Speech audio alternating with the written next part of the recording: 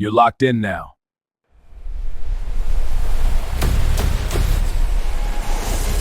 Welcome to Bringing the Wood. Come on, man. Y'all already know.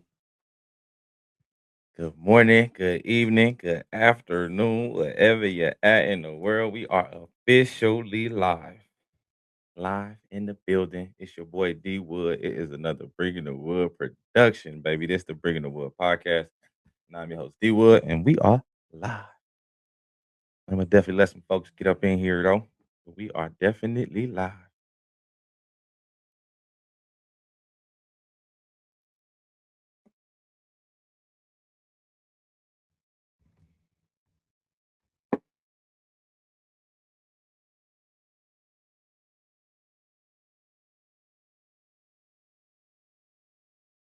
Come on, coach. Already, welcome to the party. Right there. Y'all will be on the clock real soon. Yes, sir. Yes, sir. You already know, man. Once the draft come on, I'll bring you on. You already know. So yeah. Expect that invite, player. You already know you got to get on here and talk Raiders. I know you're ready. I already know.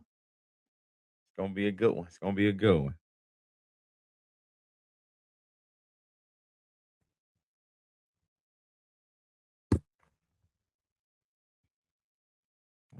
Yeah, man. We a live draft. It's less than 30 minutes away. The Raiders are on the clock already. They've been on the clock for a minute now since the Super Bowl ended, since the season ended.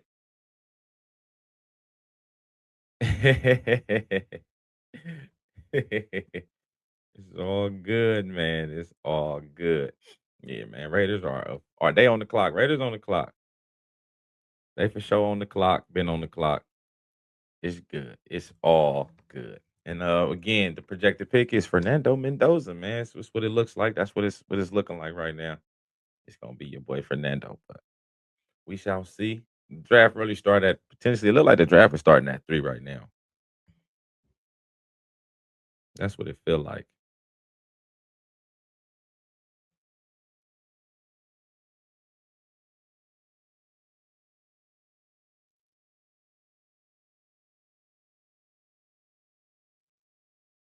Yeah. But yeah, no, I'm excited, man. I'm excited. Like I said, we got less than 30. And it's gonna be a fun draft, man. My Titans pick at 4. Choices, man. New head coach Robert Saleh, as y'all can see. It ain't Christmas, but I'm looking for a Christmas miracle this draft, man. I need it in my life. I need it in my life. So yes. I need my boys to come through and do their thing, dog. For real, for real. It shall be interesting.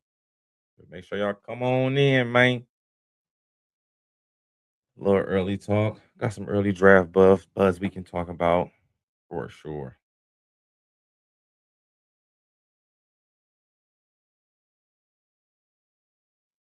I might have to call the homie too. So a couple homies. It's gonna be a good draft. It's gonna be a good draft. I'm excited. I'm excited. I'm gonna let a few more people get in this thing though before we get rolling.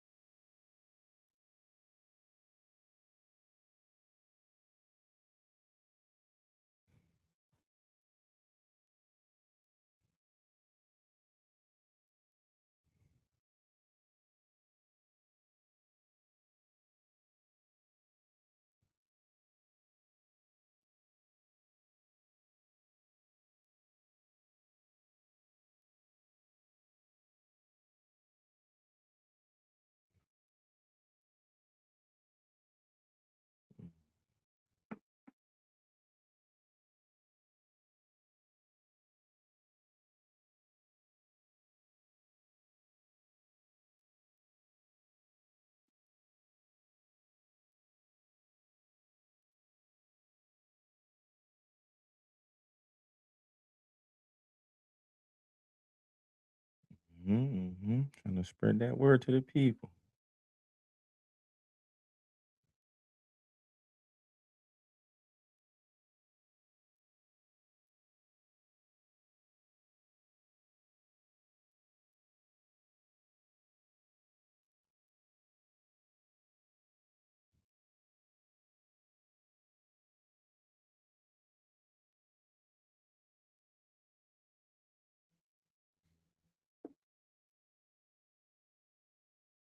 Okay, there we go. We getting some folks in here. Come on in. Say something in the comments, man. It's the pre-draft before the draft. We're gonna be live all the way through the draft. We're gonna guess those picks. We're gonna talk about the trades. I'm getting my notes together. Waiting for a few more people to get in here. And again, man, we got a Q&A gonna go on as well. Got some questions, leave them in the comment section. I would not mind answering any draft questions, any draft buzz you got going on if you think is going on. Shout out your team, rep your squad, all of the above, man. Thank y'all again for tuning into the Bringing the Wood podcast live show. This one is going. This it's the first of many, man. You're gonna definitely start getting a little bit more live in here. To definitely, get the live reaction from you right there in the moment. You know what I'm saying? But hey, it's the first one, and I appreciate everybody for showing up. It's gonna be a doozy, baby. But I see a few people in here. Again, shout out to everybody that's popping in. Don't forget to share this. Share it to somebody, a friend, a neighbor, an enemy. You already know, man. Let them know what's going down. It's your boy. I enjoy what I do, and I do what I love, and I love to talk sports.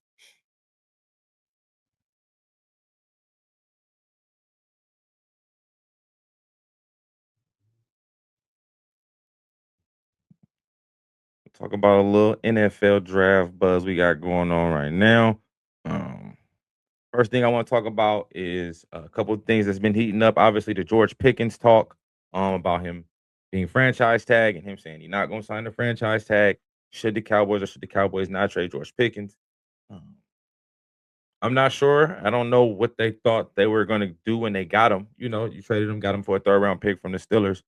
I don't know what they expected him to do. Did they expect him to be weak? Did they want him to be trash? Did they expect him not to be better than what he was when he didn't have any quarterbacks in Pittsburgh for the last 3 years he was there, 4 years he was there, and he didn't have a quarterback to throw the ball to him, and he was still at show flashes. And then he comes to Dallas, where they got a pretty good quarterback. Dak Prescott ain't the worst quarterback in the world. I give him top 10, top 15 quarterback in the league. So you know, um, you get some better play out the quarterback, and now and you pair him next to another all pro, Pro Bowl receiver, and there's the success. Um, and now they kind of like at this wall where they want to see more, which I respect that. And you do want to see more. If I show, but I feel like you guys kind of know what this is going to be. I don't think he's going to take a big step back next season, but I do think this just gives them. It'll just give them some time to move the money around and figure out exactly how they want to do this. So it's understandable, um, but I do think that's going to be something we keep an eye out for. I think if they take a receiver in the first 2 rounds, maybe I'm gonna say first 2 rounds for sure. Maybe first three because they got him on the franchise. So maybe even if that third round guy is a receiver, maybe they might not trade him this year, but maybe they trade him, tag and trade next year, next offseason or something like that. But I definitely think the George Pickens and Cowboy situation is something we should keep an eye out for, especially with them having 2 first round picks. Obviously, with 12, you wouldn't trade that. They definitely gonna go defense there. I don't think that would be the pick you would want to take a wide receiver on if you were going to replace George Pickens because his number's gonna be high because he's gonna ball out again. But if maybe at pick 20, 22, I think that's where they pick at 20 or 22. Um, if they were able to get a guy right there, then maybe we like, okay, yeah, George Pickens finna get traded. I think he would definitely have some suitors. He got traded from the Steelers for a third. I think the Cowboys will be able to recoup maybe a second round pick, maybe a late first, depending on how desperate the team is for a true number one receiver. But I do think a second round pick for George Pickens, maybe a second and like a fifth or something or a fourth. I think that would be a good look for him. I think that wouldn't be too bad of an offer to give him for him to go out there and produce. But again, I think the ball's in the Cowboys' court. They kind of gonna get to do what they feel. I think it's gonna be a interesting situation to see play out, especially while the draft is going. So while the draft is going, we'll see exactly what they do.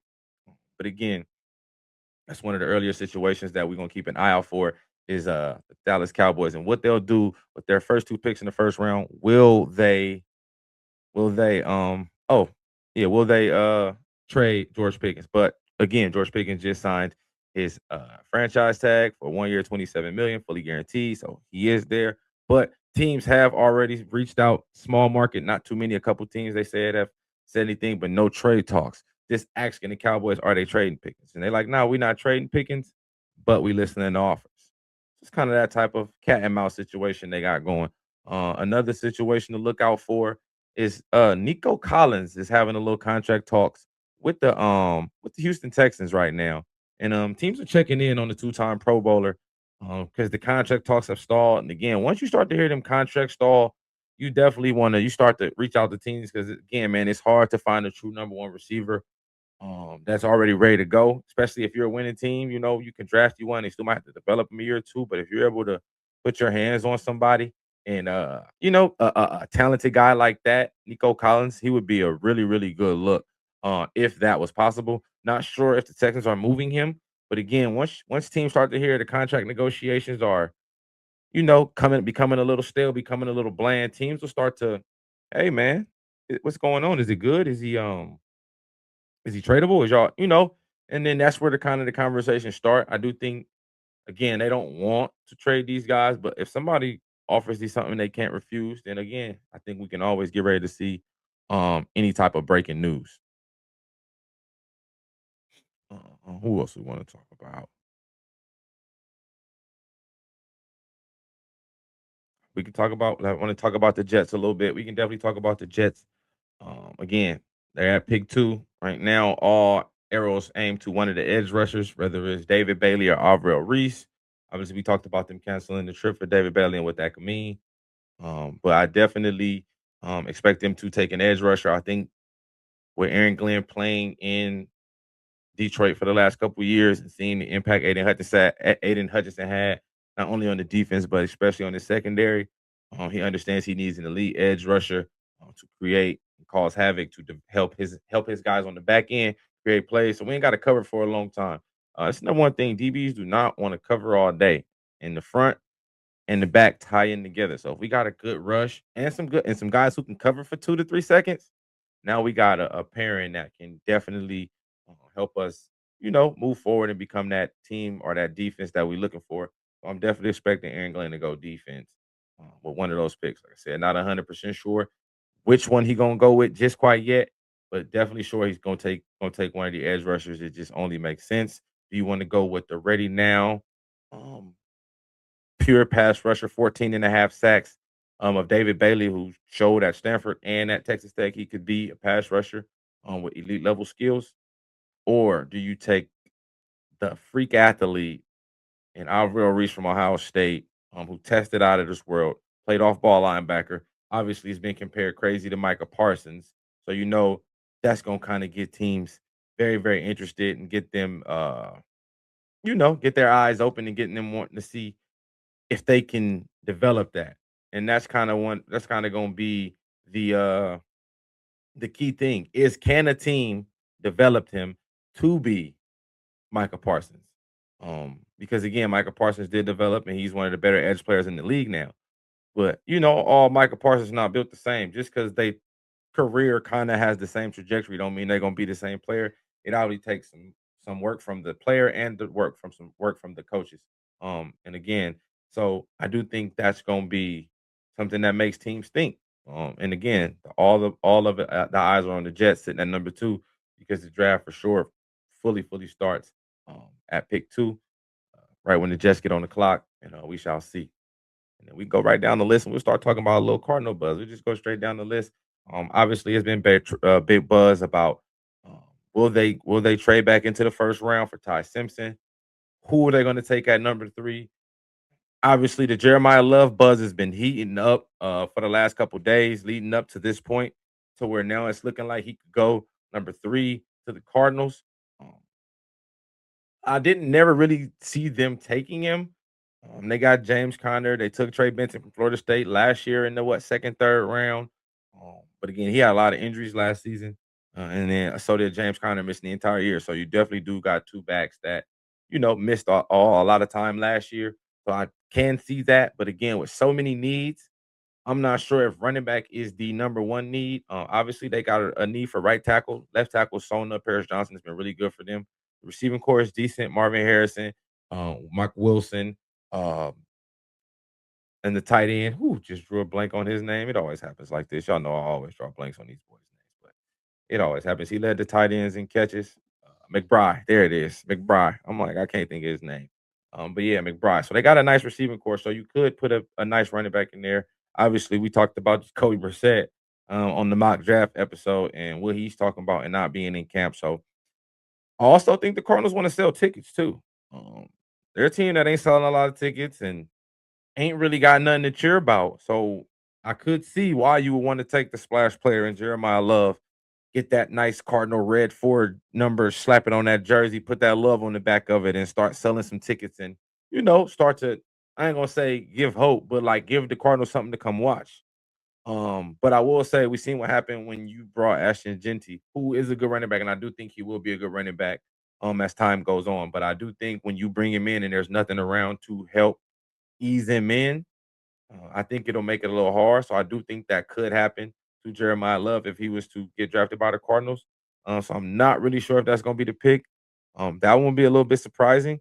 But I will say this: if they take Jeremiah Love, they are 100% going to trade back into the draft, or somehow Ty Simpson gonna fall to them at 34 in the second round. But I definitely think that if they get Jeremiah Love, they have to try to get a quarterback to pair with him. Even if he don't play right now and they still let Jacoby Brissett, what I'm saying, play and do his thing. It is what it is. Um, but I'm not sure if if that's the right pick. But as a Titan, because we pick right after them, I would love for them to take Jeremiah Love. Obviously, it's been a lot of talk about us taking them and adding them with Cam Ward, and I was kind of coming around to it. I want one of the edge rushers, man. I want David Bailey or Alvaro Reese. I think that's definitely one of our, if not our biggest need is edge rusher. So I like I said, I want David Bailey. I want Alvaro Reese. So I would love if the Arizona Cardinals come on and take the man Jeremiah Love. So that way we're guaranteed one of the edge players. I would love that. But if the both edge players go 2 and 3, like we talked about, I can see us going a multitude of ways. Obviously, Jeremiah Love would be in play there. I think Carnell Tate would be in play as well. As to have another wide receiver to pair out there with Ridley and Wandale Robinson. So I think that would be a play. I think Sonny Styles would be high up there as well, especially with um Robert Saleh coming, having again not only Fred Warner. People only know he had Fred Warner, but people don't know he was a linebacker coach in Seattle when they had Bobby Wagner. So he knows alphas. He knows dogs. And in the Jets, for when he was on the Jets, he had CJ Mosley. So like he knows alpha middle linebackers. He knows he knows those stout guys. He knows exactly what he's looking for. So Sonny Styles could be in play. He is the prototype of what he's looking for in the middle linebacker. Again, Sonny Styles kind of shades of Brian Urlacher with the safety converting the linebacker. Obviously, Fred Warner is his NFL comp, but I like the Brian Urlacher comp as well because again, just the safety converting the linebacker. And again, Brian Urlacher is also an All-Pro Hall of Fame linebacker as well. So, not a bad one to comp either way. I will say that. I will say that. Not a bad comp either way. But yeah, I definitely think those are kind of our picks if we have to stick and pick. I'm thinking it's the running back, maybe the middle linebacker or the receiver. But I would love for us to trade back. Not out the top 10 though. I don't think there's more than about 8 to maybe 10 blue chip guys. The guys that like you have to get one of these guys if you're picking in the top 10. It's like cuz after that everybody else is like mid first round grade or late first or second round grade. So like even some of these guys that's going to go pick 11, pick 12, pick 13, pick 4. Like these guys actual grades like when the grades we have on them aren't like elite guys. They are starters, though, starter caliber guys. So you're going to get starters, but a lot of the upside on some of these dudes is either super like you're going to need a lot of work or it's like he's already had his ceiling when you get him. So that's why a lot of people, and that's why a lot of the rumors of the trades happening is kind of why people think it's going to be a lot of trades because people are going to be trying to get out. But if there's no good people, who's going to be trading? Who's going to be trading up and down if there's nobody to trade for? But I do think, like we said on the podcast with the mock, I'm thinking about 3 or 4. I think it'll be about 3 at 4 at most. But I'm thinking, yeah, 3 would be my sweet spot. Three trades in there. I'm thinking somebody in that top 10 is going to trade out, at least one person trades up, and then one person will trade in to the first round, back into the first round. So those would be my three, and then there could be a fourth one somewhere in there as a surprise. But I think those would be those would be my preferences of how I think it should go down as far as the trades and if there will be trades. So I'm definitely I'm excited to see what we do. Again, Titans got to be ready. Again, Giants right behind us. We're gonna go right down the list to at least the top 10 teams and talk about what they should do. And what I've been reading about. And again, like I said, pick five. The Giants, they got 5 and 10. They make the draft very, very interesting with having two top 10 picks. So I'm not gonna say they got they can reach with one of those picks, but like now that you got two picks in the top 10, if there's a guy you want to take a gamble on, you might gotta, maybe it's the receiver Jordan Tyson out of Arizona State, who's been comped to be Odell Beckham or Justin Jefferson. And he came out and said he thinks he's like Devontae Adams. So he's got all these comparisons, but he's got the crazy injury history in 4 years of not high school, but in 4 years of college ball, he's only been healthy for one season.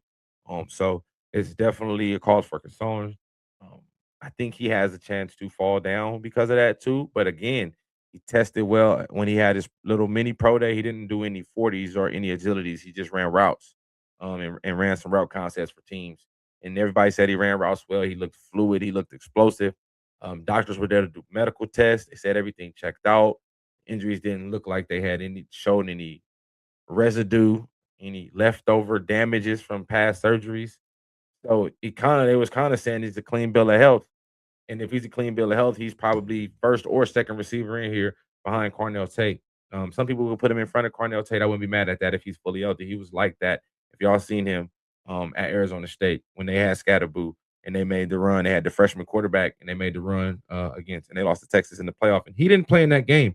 He plays in that game. They could win that game, and we having another discussion. But that was like the start of his injuries too. But I think that was like his sophomore year. Uh, Not sophomore year, but his junior year. But he's again a talented player. So the draft and the Giants also have 10. And again, they're a team kind of like my Titans who could go anywhere in the draft. I think we can go anywhere. It could be we like again, the Giants can go running back. I know they got Scatterboo, but we know his shelf life is not gonna be that long, respectively. We don't expect him to play too long like that. And not like that, but again, with that type of style of play, he's a wrecking ball. He's looking to hurt people, and it's gonna come back on him when you crash like that. So having some running back depth, having somebody who could take some pressure off of him and be a dynamic guy, they could go Jeremiah Love. I know a lot of people keep saying Sonny Styles. If they run a 3-4, I gotta go check and see what defense they're gonna run. But if they are gonna run a 3-4, then maybe they can go Sonny Styles. But they signed Tremaine Edmonds, who's kind of in that same athletic, 6'4", 6'5", athletic, rangy coverage linebacker. In that same mode. And if they're gonna run 3-4, then yeah, maybe you can. But if they're gonna run 4-3, I think they could potentially go Caleb Downs. Obviously, he had Cal Hamilton when he was there. He also had Ed Reed. So he knows what a game changing safety can do for a secondary, and that can play multiple spots. Like Ed Reed could play free and strong safety, so he can play in the box and he can hang over the top. Cal Hamilton can literally do the same thing, cover in the slot, play in the box, hang over the top if need be. And Caleb Downs, who's my favorite player in the draft, you know, um, I definitely think he has a chance to be that type of player. So if the Giants was to want to add him to that secondary, that would be a win, especially when they lost Xavier McKinney to the Packers, who's been nothing but a baller over there since he's gotten to Green Bay. Um, so again, I think this has a chance to the Giants got a chance to get really, really better with their two picks. And then even again, come back at pick 10.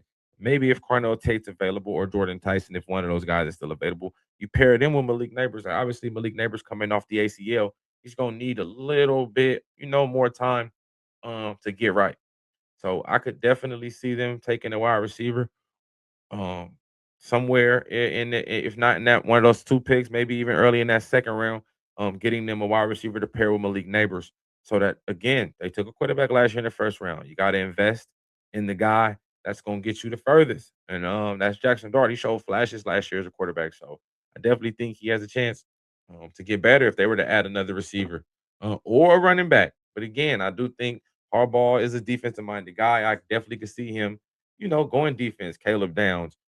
If Sonny Styles is, again, if they gonna go 3-4, maybe they're gonna do heavy 4-2-5, and it'll be Sonny Styles and Tremaine Edmonds in the middle for the whole game. And that could be a headache in itself for offenses when you got two 6'4" rangy linebackers right there standing in passing lanes and covering your tight ends and running backs out the backfield. That could be um, a tough one for people to deal with and for offenses to adjust to. So again, the Giants got a lot of opportunities and a lot of things they could do. They can go Mantor Delane, the corner at 10.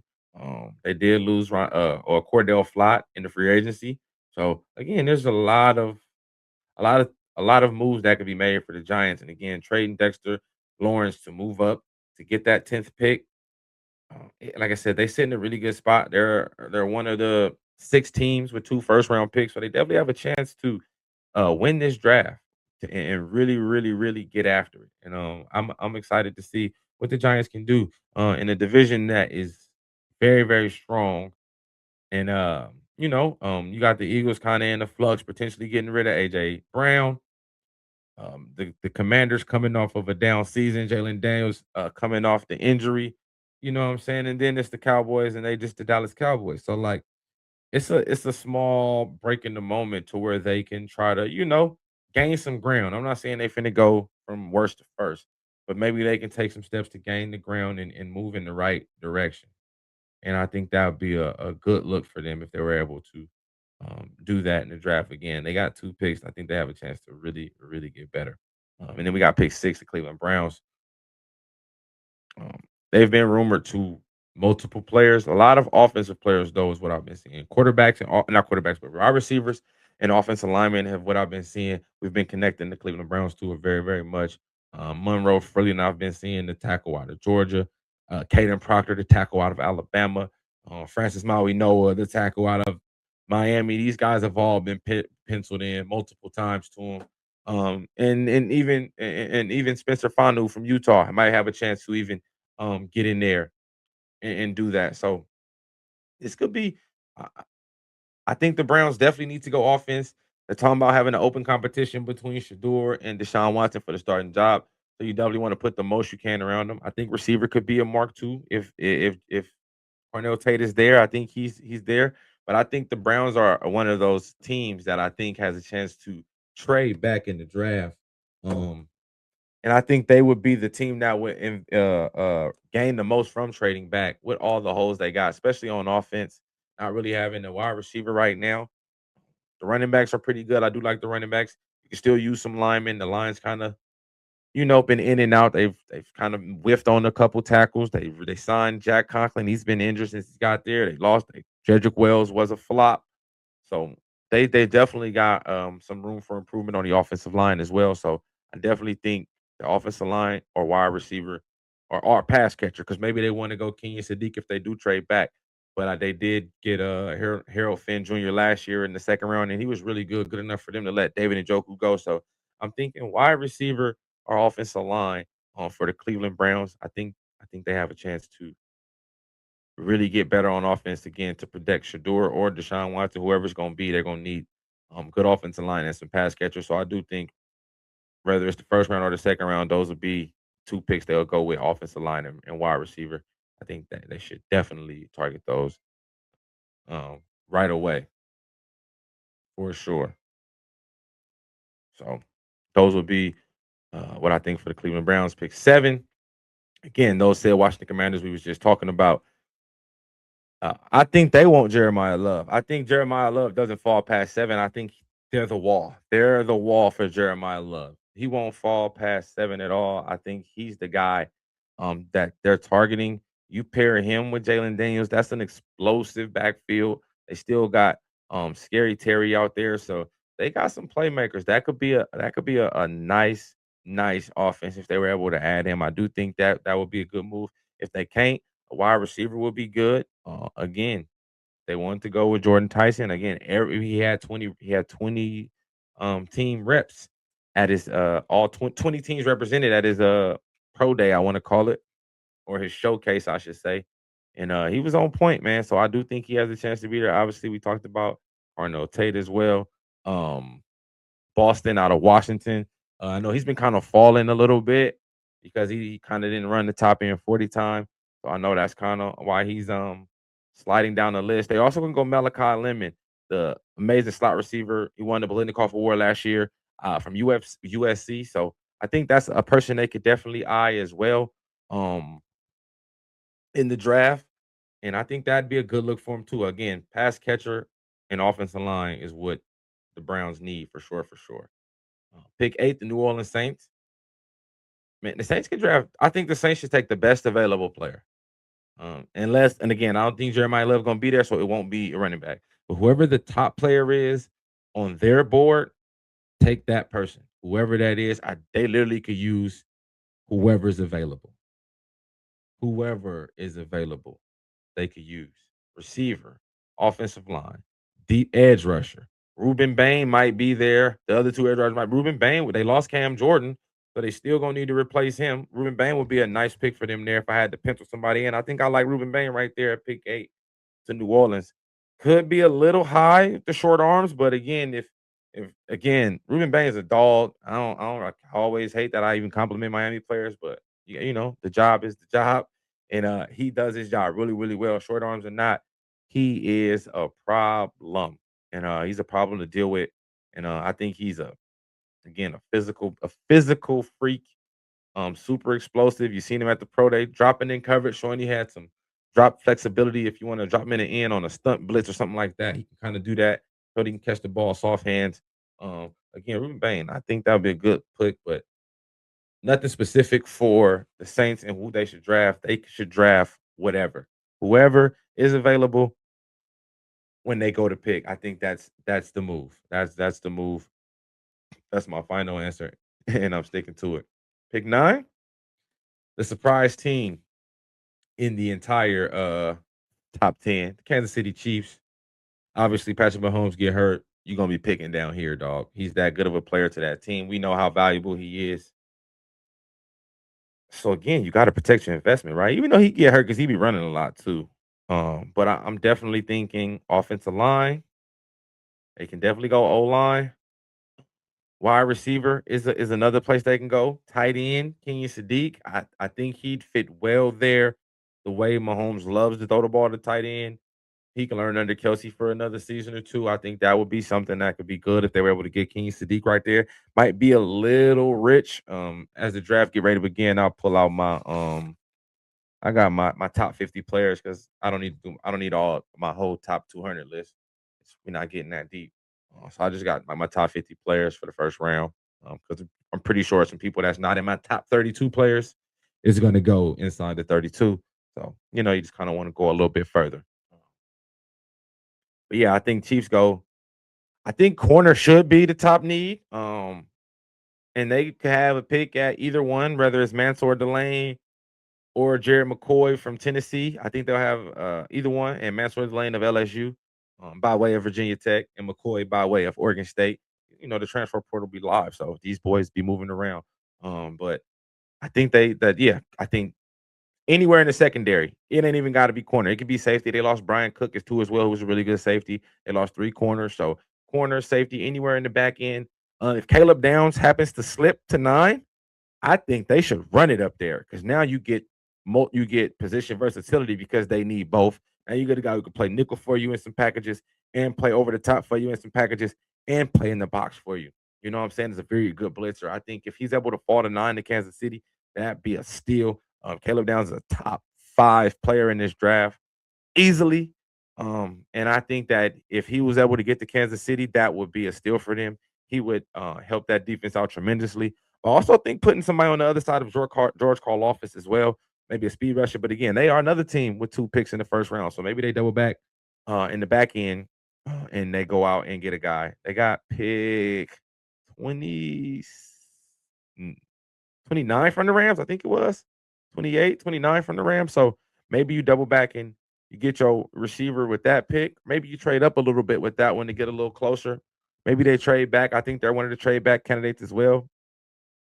But I do think if a blue chip player falls to them at 9, like one of those top 7 dudes fall, especially one of the ones they won't, I think that'd be a good look for them. So I'm definitely expecting that to that will kind of be a good look for him again. Safety, corner, wide receiver, running back, those would be luxuries. I think the tight end would be a good one. But again, I think that'd be a little rich for Sadiq. But maybe if you use that pick in the 20s to trade up, maybe get him at 20, maybe somewhere in the mid teens, late teens.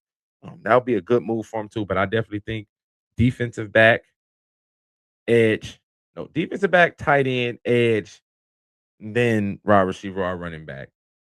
Somebody to pair with Kareem Walker. I mean Kenneth Walker. Almost said Kenneth Hunt. I mean Kareem Hunt. But hey, the Raiders officially on the clock. The draft has officially begun.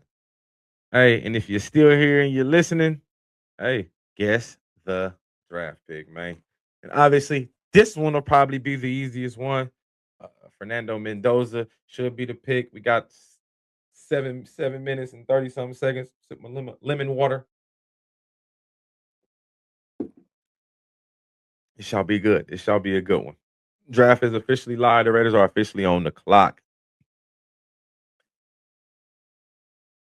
Let me know your thoughts in the comments, man. Make sure you like, subscribe, share the stream, man. Share the stream. I appreciate it. I appreciate it.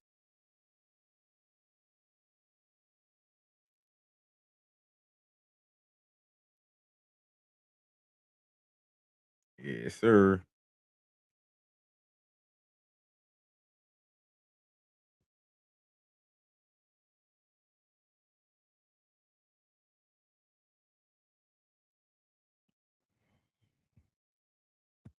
Let's go. Let's go. They gonna ring it out. They could have been ran it in. They could have ran it in, but they gonna play. They gonna make us wait. But the Raiders will Raider. The Raiders will Raider if they get a chance to. But man, I don't even think they gonna call them. They gonna be like, you know what? We just gonna turn the pick in. You already know. We just gonna keep them guessing. We only want them to see you get on the phone. Make them wait. But yeah, man, little, 6.5 minutes before the Raiders got a pick. So it's all good, man. But again, we guessing the pick is gonna be Fernando Mendoza. So um I'm definitely ready for this one, man. Ready for this one. Again, the projected number one pick, Fernando Mendoza, in the mix. If you think he's somebody else getting drafted, let me know. Who you think getting drafted, man?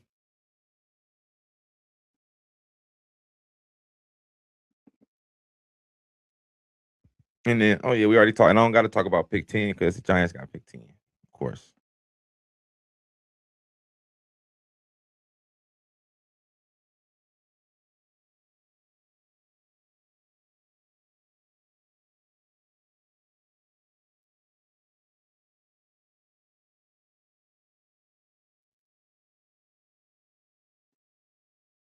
Welcome in. Welcome to the party, man. Welcome to the party. Who you think the Raiders taking with pick one? Is they finna blow this or do they got this? Is they gonna make sure they do the right thing? Is they gonna do the right thing or is they gonna do something crazy?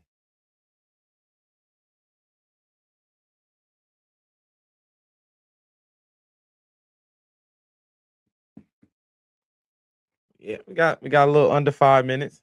Under 5 minutes. We here. We here. We here. We ready. We is ready. We is ready. We want to talk about a little bit before there, man. We're gonna talk about a couple of my favorite players in this draft. My number one favorite player in the draft is Caleb Downs. We'll start with him. I already told y'all the safety out of Ohio State. That man is he's been a baller literally since he stepped on the college football field at Alabama as a true freshman. The first ever true freshman to start for Nick Saban at Alabama. I'm getting my big board out. Y'all don't mind me. But yeah, man, that guy's my favorite player, dog. He's been one of my favorite players in college football literally since his freshman year. Again, 2 years at Alabama, and then 2 years at Ohio State, winning the national championship. I want to say three-time unanimous All American, freshman All American. I don't know what to say about the man other than he is a beast, bro. He's like I said, my favorite player in the entire draft. Um, I love the way he plays, his instincts. He's super cerebral, um, and he's very very instinctive. He's a good football player, a great tackler. He can cover tight ends. He can cover slots. He can cover running backs out the backfield. Like I already said earlier, he's a very good blitzer. And again, he is smart. And that's something that teams don't appreciate enough is smart football players who know what to do and how to do it and where to be when it's time to be there. And I think that's a superpower that people don't people don't appreciate enough. I'm gonna say that. I don't think people appreciate being smarter than being the smartest person on the field is a superpower, and that's probably Caleb Downs' greatest superpower, and that could be why he falls though is because of again his greatest superpower, and that sucks because and he's a safety too, so it's like, but to me this guy's a easily top 3 to 5 pick in this draft. But again, just like when Jalen Ramsey came out of Florida State, and I'm like, man, my Titans should have took him, but round one, pick one. But I knew he wasn't, and then we traded down and got Jack Conklin and a bunch of guys who don't even play for us no more. But I ain't gonna go. I ain't even gonna go down that. I ain't even gonna go down there. But just know Caleb Downs. That is my favorite player. My number one player. My favorite player in the entire draft. I don't think it's nobody like him in the draft. That guy's he's one of one. You know, again, a team's going to get a baller when they get Caleb Downs. Pick is in. Roger Goodell going up to the to the podium, get them boos and cheers. You know, I gotta keep my TV low and stuff. I ain't trying to get in trouble. But again, you think the pick gonna be Fernando Mendoza? And of course, the pick is Fernando Mendoza, quarterback out of Indiana, 6'4", 225 pounds. And why not? Let's put on a little Mendoza highlights, man. Let's why not? Why not put on a little Mendoza highlights? And let's give him a little love again, man. Fernando Mendoza, quarterback, straight baller. Again, great arm, strong arm, uh, great anticipation thrower. Again, national champion, Heisman winner, throws with great anticipation, leads receivers open. And another thing that he's really good at, that back shoulder. I don't think nobody threw the back shoulder like him this year in college football. It was like you knew it was coming and it was still nothing you could do. And again, he gets to the top of his drop. Look, he's not the most athletic dude, but has some scramble ability. We seen that in the national championship as well. But I like Fernando Mendoza. I like what he got. Again, I think the Raiders got a really good player. And Fernando, I think he's gonna help out the franchise a lot. I think he's a very, very good football player. Um, Again, dog, all the moves the Raiders have made this year have felt more strategic. I think all the moves they made this year have been much more strategic than they've ever been in the past. And I think that's what makes it interesting about the Raiders right now. Is the moves they've made have been like, okay, these make more sense. And again, that could be shout out to Brady.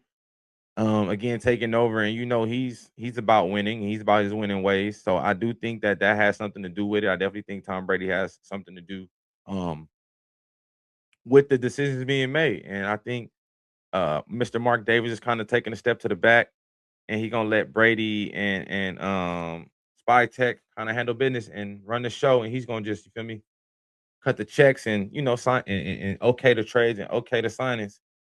And I think that's a good I think that's a good combination for some success. Again, not success as in they finna go out and make the jump from first to worst. That's not what I'm saying. But you're gonna see just better product on the field, which gives teams hope. All fans want is a little bit of hope, just a little bit. Um, so I definitely think that again, this is a good start for the Raiders. The Raiders cheeks right now, Rick. But hey, they gotta keep grinding. But I like the moves they made in the offseason. A lot of the signings they made have been on point. So I do think that the arrow is pointing up. They still got a long way to go. It's all on paper. You still got to go out there um and put it out on wax. So I do think that that's a big, but again, big win. It's kind of the guy who we expected to get drafted at pick 1. So we 1 for 1 on guess that pick. And on the clock right now, with already less than 3 minutes left, the New York Jets. So again, ladies and gentlemen, guess the draft pick. I'm saying they're going David Bailey, edge rusher out of Texas Tech. I think he's going to be. I don't want to use the words. He is a safer pick. You know what you're getting out of him. Again, with Alvaro Reese, he even said he don't know how good he can be at edge because he hasn't played it enough, but he knows that's what he wants to play at the next level. So he's definitely the safer pick. But again, the guy with more upside is definitely Alvaro Reese if you're able to hone that and really be able to sharpen those tools. But again, the pick is in. So we will see very, very soon. Alvaro Reese, David Bailey. Let me know in the comments who y'all think it's gonna be. Will it be Alvaro Reese or will it be David Bailey? Let me know, please. Again, I'm going David Bailey, defensive end out of Texas Tech. That's my choice. And that's who I kind of think they're gonna go with.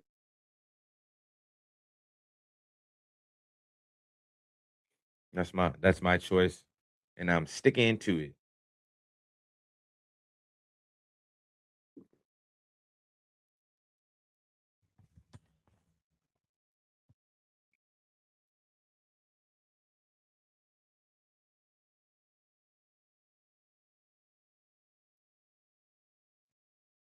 Yeah, yeah. That's my guess. Oh, let me get back to some more of my favorite players in the entire draft. Um, Kenyon Sadiq, tight end out of Oregon. That guy is a freak of nature. And I ain't gonna lie, watching him play, he's as good as advertised, and he plays as fast and as stuff as he tested. And you never expect him to test like that, but he definitely was tested way better than I thought, but I knew he was that explosive. Jets are taking David Bailey. 2 for 2. David Bailey, edge rusher out of Texas Tech.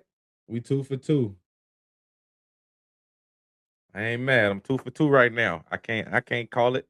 I like that though. But yeah, David Bailey again, another really good player.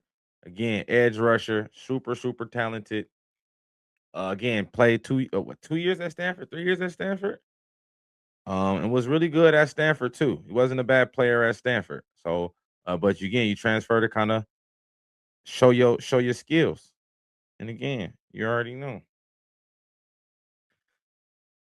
We got to give him a little. He got to get a little airtime.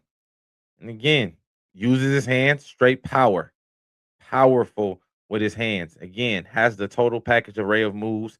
Has a swim move, can got rip, go up and under, can convert speed to power. Again, one of the safest picks in the draft, if not the safest pick in the draft, outside of obviously you're gonna say the quarterback. But this is almost like foolproof. Look, he can rush, and again, he's got versatility. He can rush inside, he can rush outside, he can rush from inside. Wide 9, 1-on-1. There go that spin move I talked about. He is as advertised. He's a very, very good player. Um, This guy is again. Look at him. Speed now. He can't even, you know what I'm saying? We done seen 3 different moves already in 3 clips. That's why I'm saying this guy is ready to play in the NFL right now. Him and Caleb Downs will have a chance to be rookie of the years, depending on where they land and if they stay healthy.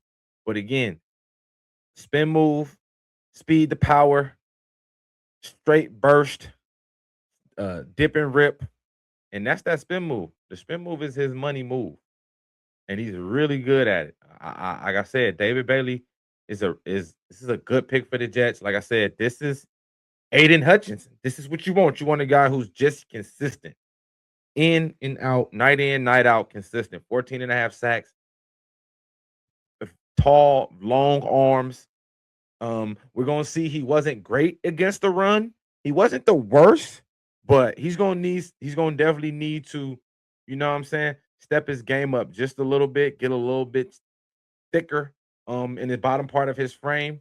And I think that'll help him out as to help him become a better run stopper.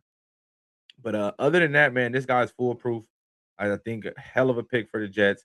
I think that was the right choice. Again, I wish I would have been wrong. Because again, I want an edge rusher. Um, Cardinals are now on the clock. They got 3 minutes left already, and the draft is moving. I'm excited. It's moving. I can't be mad at this. I like this. I like this. I'm gonna go with my third favorite player in the draft, Jermod McCoy, cornerback out of Tennessee. If Jermod would have came out if Jermod would have came out last year, he would have been a top 10 pick. If Jermod don't get hurt this year, he's the first corner taken. And now, even with the injury, but he did show up at his pro day, run 4.38, tested well, showed he was fluid. Still is potentially going to be the first or second corner taken in the draft. So that's my guy. He's really good. He was decent at Oregon State, I mean. But again, Oregon State, the Pac-12 was kind of falling off. They had turned into the Pac-1.5, Pac-2. So he had to get out of there and go somewhere where he could show off his talents. And his first year at Tennessee, last season, not the season that just passed, season before last, my apologies. Yeah, he went off. He went off, and I think he's got a chance if he stays healthy, to really come in and be an impact corner as a rookie. So I think that's a player that we should watch out for, and I definitely want to see where he gets drafted.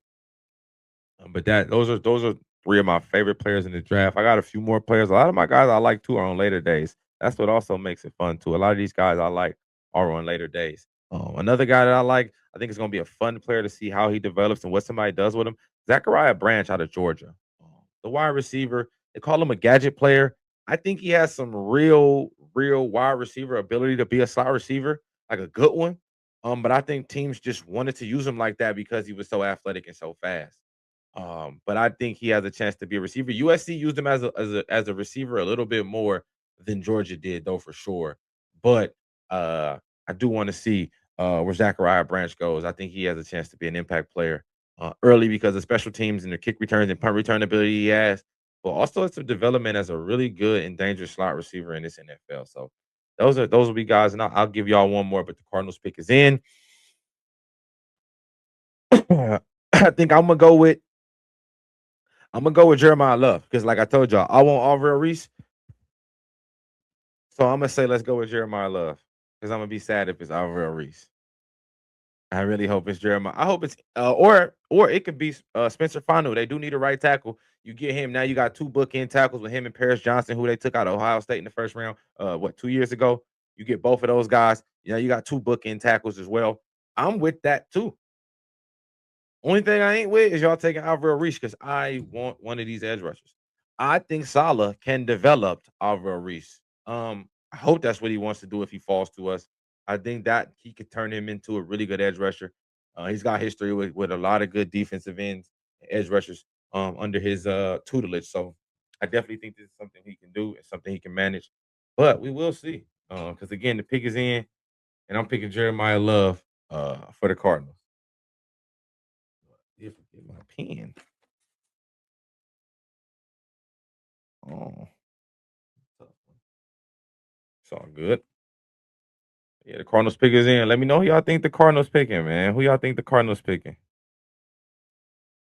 Uh, I I think the Styles brothers, the first one, he getting come into play. They picked Jeremiah Love. I'm 3 for 3, y'all. I'm 3 for 3 right now, live on TV. 3 for 3. I picked Jeremiah Love. Come on, but Sonny Styles though. To come back to you, I'm 3 for 3. But to come back to Rick, the Styles brothers, Sonny, his clock start right now from us at 4 to the latest he'll go is 12 to y'all. He doesn't. He is right now. He can go to us, and Salah could be like, I got my Fred Warner for the next 12 seasons, and he can plug and play as a rookie and go. remember what I did say about Jeremiah Love. If they took Jeremiah Love, I think they're gonna take Ty Simpson. They're gonna trade back into the first round, or they're gonna hope and pray that he's there at 34. So they got the second pick in the first round. But you gotta hope the Jets don't take him because I think they got 33. So, you know what I'm saying? It's a real sharp situation.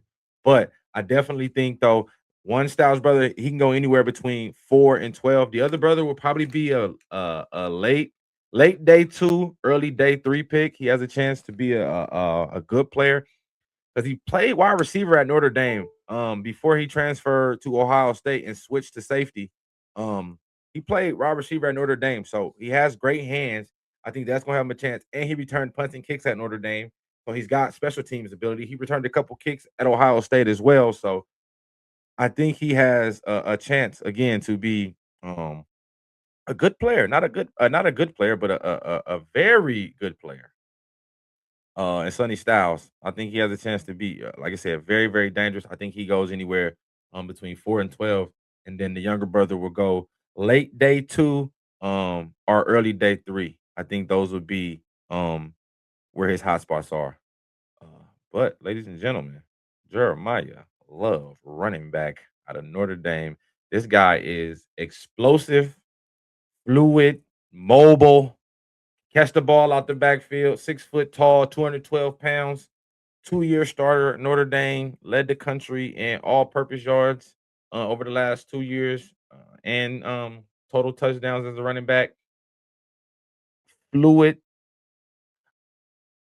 If I got to choose out of Downs or Styles, I want Downs. We not gonna take Downs because we drafted Austin Winston, the youngster out of Penn State last year, and we took, and that's talking to you, Coach Z, and we took, and we still resigned Malik Hooker. I mean, Amani Hooker, but I want Caleb Downs over Sonny Styles. I want Caleb Downs. I'm telling you, that's my favorite player in the draft. I really think he's the best defensive player in the draft. Maybe him or David Bailey, like for sure. Upside though, you put Arvell Reese, you put Sonny Styles, you put those guys with that wow factor. But I definitely want Downs. But I think we're gonna go Arvell Reese and get the edge rusher, and I think that's what we're gonna go. But again, Jeremiah Love to the Cardinals, big pickup for them. Again, you get a splash player. I think that's what they was going for. You get you a splash player, you get somebody again gonna sell tickets, get the fans excited already. Now you turn around and draft a rookie quarterback too. Now it's some excitement. Now you selling tickets. That's still all a part of the game too. That's a part of it. And my Titans didn't waste no time. The pick is in. I'm telling y'all, I'm finna go 4 for 4 off Real Reese. If we pick Sonny Styles though, I'm not gonna be upset. I'm not gonna be upset, but I'd prefer Downs or Alvaro Reese right now, for sure. For sure.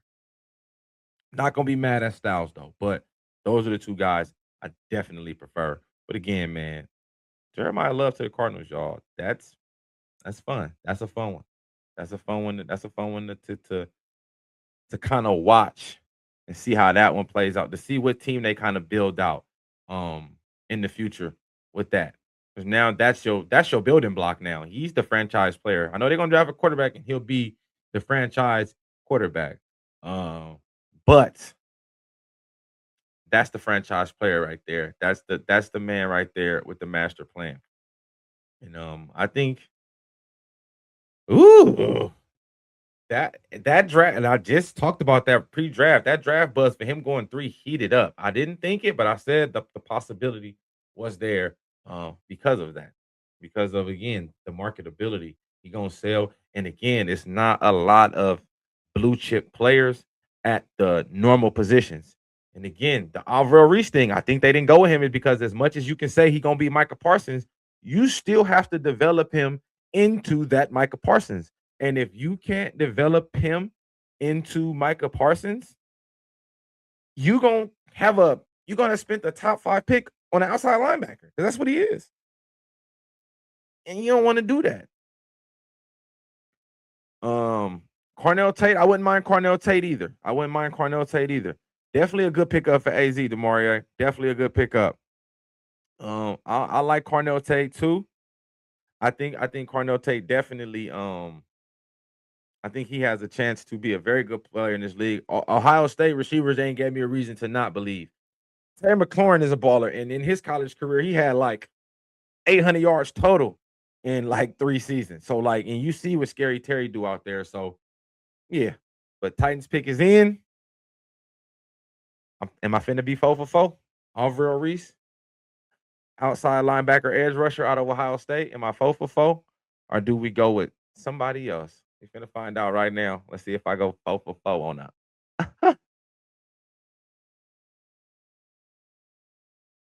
We're gonna talk about them Lakers shortly.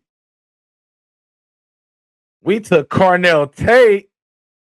Hey, didn't I say I'd take him? I I I ain't mad. I'm not mad. I'm not mad. I still wanted Alvaro Reese, but here goes that thing. Now Alvaro Reese could slide. Now the slide could start. The slide already happened with him not going here. The slide has already started. But again, Cornell Tate has a chance to come and be a number one, a number two. This was probably our second biggest need outside of edge rusher. So even if we would, you know what I'm saying? So these are to me, these are our two top needs, edge rusher and wide receiver. So we did feel a premium need. You know what I'm saying? So I will take that. We did feel a premium need. I didn't go 4 for 4. And man, that one's tough. But you know, I knew I wasn't gonna go 32 for 32, but it still felt good to start off strong like that.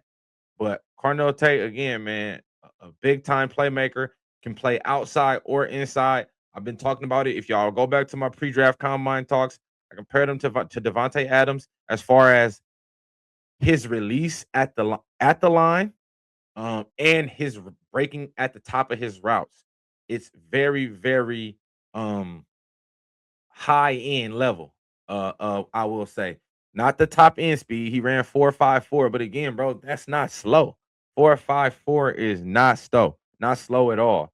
But again, when you got everybody in the combine running 4.2 and 4.3 and all these other ones, I definitely think that people get sidetracked.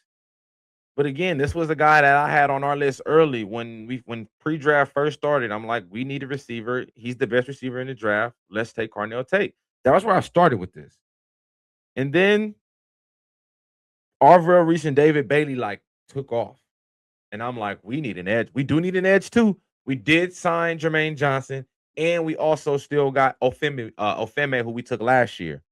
So we do got two edge rushers. We don't have a Cornell Tate. Calvin really is okay. He's solid. Wanda Robertson is a true slot. Cornell Tate is an outside receiver who can play slot as well. Again, smooth route runner and is good with run after the catch. That's what I like about him. He's definitely good with the run after the catch. Uh, Blue chip player. I'm getting through the questions. I'll see y'all. But yeah, we was talking about this a couple days ago that I was saying Cornell Tate was still going to be in the play because, again, back to my point, Cornell Tate is one of my 10 players that I think are the players you can't miss on. So, like, in the top 10, they all kind of even.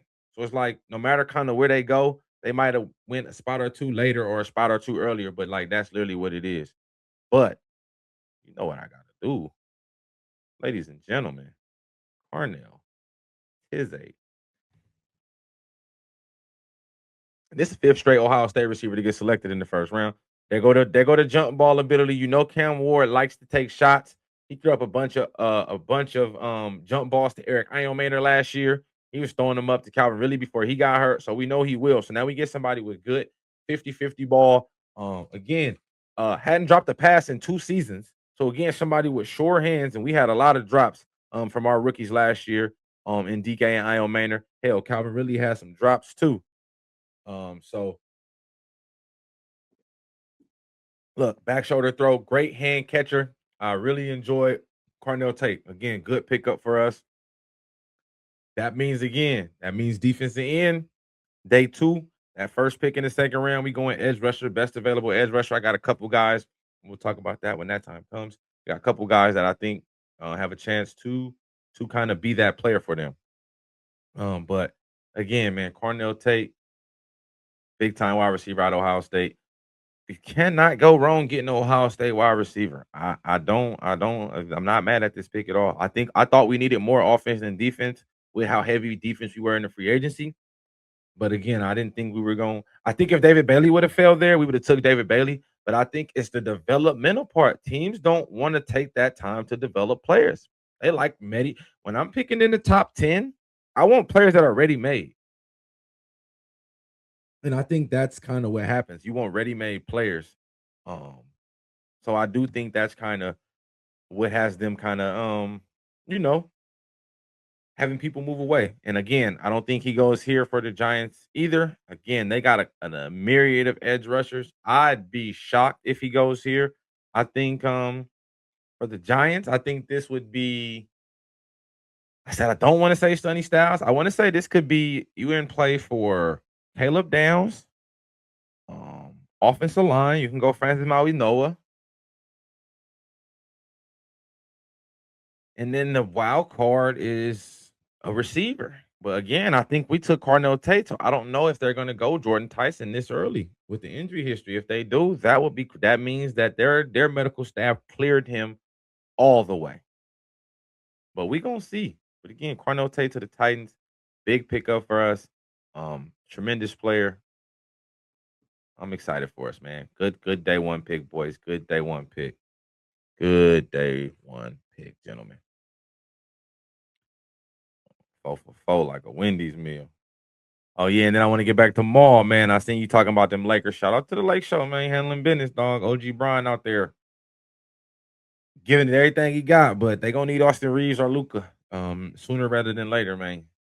But if they get able to get away from this series in 5 games, maybe if they can get out of here in 5, that'll give them boys a little bit more time to rest. Brian will be able to get a little bit of rest, and that'll only help y'all out in the long run. So I do think that could be something that y'all should look into. Is definitely trying to get rid of Houston as fast as you can. No, a crazy route runner, bro. That's what I'm saying. Like that's why I compared him to Devontae Adams during the combine. I'm like that. Those routes, that's Devontae Adams esque early, like the just getting in and out of those breaks. He's a fluid player, just super super good.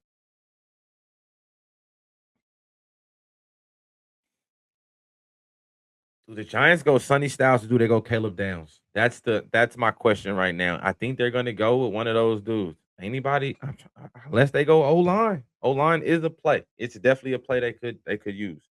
But oh yeah, Kansas City Chiefs just traded up to pick 6. I think they finna get Alvaro Reese. I just said who'd I say? I said they need to put somebody on the other side. I think that's who they trade up for. I think they trade up for Alvaro Reese. Kansas City just traded up. I haven't even got what they gonna trade up for. Yeah, I ain't even got the info on what they traded up for yet. But yep, Chiefs trade up to pick 6, and they'll be on the clock next. Yes, sir. Okay, that's it. I said pre-draft. What teams did I say pre-draft? Chiefs, Browns. Teams I said got the chance. That teams that should want to move up or down the draft board. And there it is. There go one. There go one trade. I said 3. 3 was the magic number. That's one. One trade. And the Giants take. I'm going with.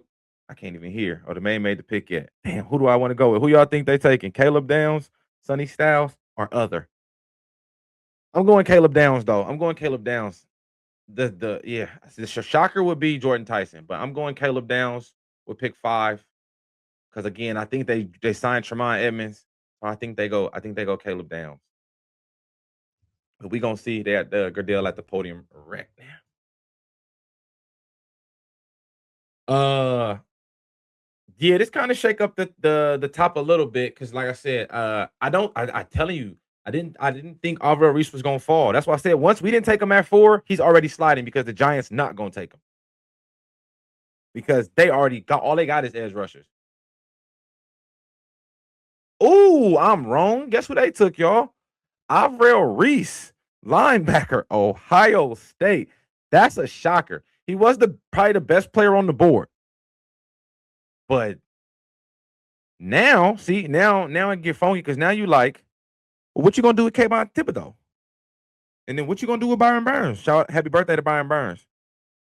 And then what you gonna do with who you just drafted? Carter, Abdul Carter. None of them played D tackle full time. You and I know you didn't take pick 5 for outside linebacker again because you didn't want to take middle because Tremaine Edmonds. So I knew Sonny Styles wasn't the pick here. Uh, I'm baffled. I'm baffled. I want to see how this plays out. This is probably going to be the most shocking pick in the draft to me right now. This is the shocking pick right now to me. The Chiefs acquired pick 6 from the Browns for pick 9, pick 74, and pick 148. So, yep, Chiefs will be on the clock at right now. Chiefs are on the clock right now. They trade up. Damn. I think they go Caleb Downs.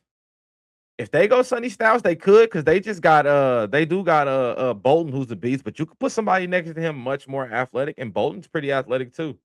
But I'm saying Caleb Downs go here. Caleb Downs, Mansour Delane. Yeah, I think they got to go defensive back.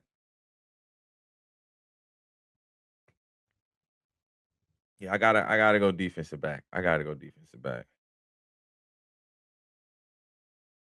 But man, Alvaro Reese to the Giants. Again, this guy is athletic, he long, he fast, he twitchy. He all of that stuff that they talk about. And that's why he got all the potential to be.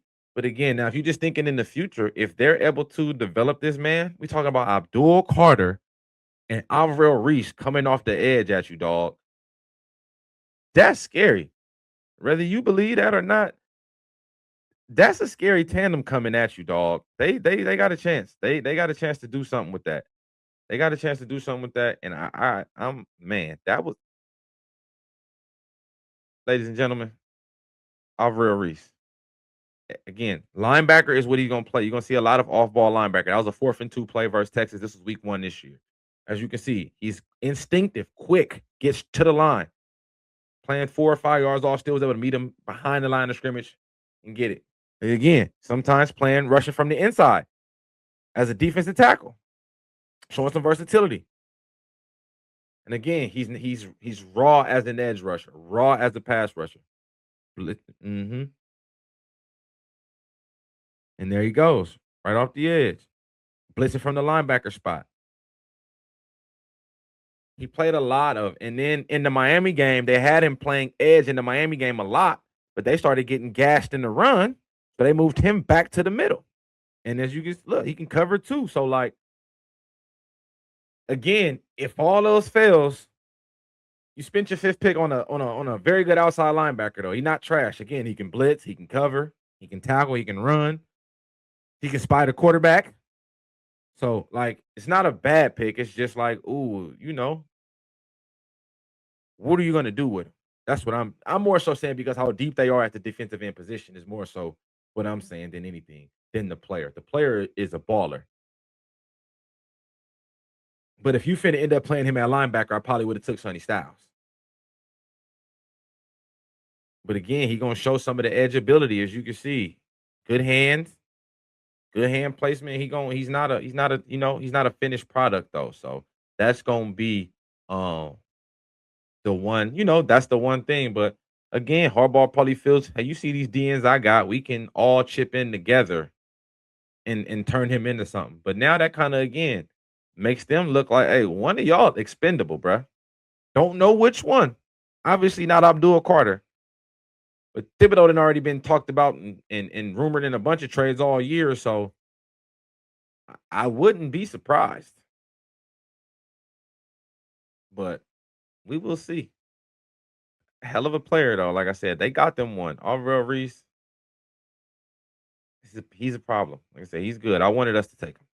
But again, I think it was that developmental piece. And then I do think we receiver and edge is our biggest need. So we rather go with a ready now receiver than a developmental edge outside linebacker.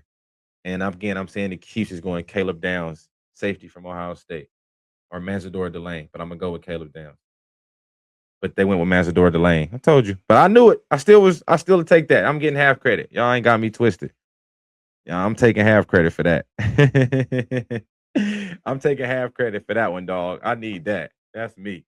I said DB for sure. So I need that one. That one count. That's a great one. That's a great pickup. That's a great pickup for them. But again, they need corners. And I think I think at pick 28, they should take another one.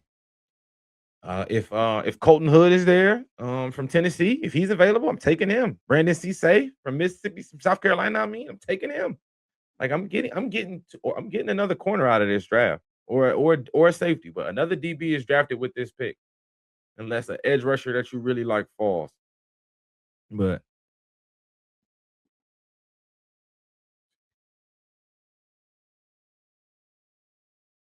for sure, and especially with Mahomes coming off that injury too, you're gonna definitely need to. Hey, he gonna need an extra stop or two on defense. I'm gonna need an extra possession or two now because I'm still trying to get back into motion. So I do like this. Look, my cousin David just said first trade off the board. We talked about it. We said we was all having that conversation on the mock. We said that's one though. Commanders on the clock. They pick in. Again, they took receiver. I mean, not receiver. They took corner. Oh, they could go Sonny Styles. Bobby Wagner ain't signed back yet. I don't think they signed Bobby Wagner back yet. I think they wanted Cornell Tate too as well. So maybe they take a reach on Jordan Tyson. They were one of the teams they were one of the 20 teams at his pro day. If they want to take the receiver, you go Jordan Tyson. But I think they might have been. I don't know who they were jumping to move up and get the lane. Maybe the Commanders were thinking about him. Maybe New Orleans was. Like I said, New Orleans is going to take the best available player. But the Manziel Lane was the number one corner. Obviously, I told you Gerard McCoy with the ACL kind of sets him back. But again, Manziel Lane, very good corner, about 6'1", long arm, very athletic. So no, very, very good pickup. He's gonna be out there, plug and play player rookie year. He's gonna be starting for the Kansas City Chiefs right away, handling business.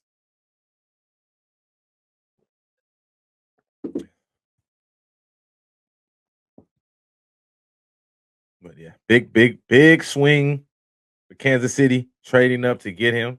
Uh Again, get the guy that you want, you get him, and you don't worry about it. But again, I do think they understood that they had to get the best corner in the draft because they literally lost three of them things through free agency and through trade. So you had to at least get one and to go get the best one.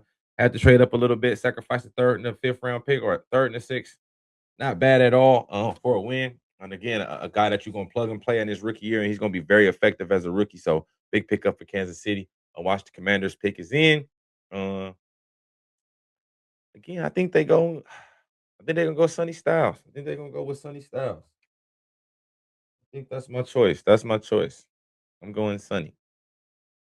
Sunny Styles, middle linebacker from Ohio State. And and the guy that still show that love, Manzador Delane, everybody.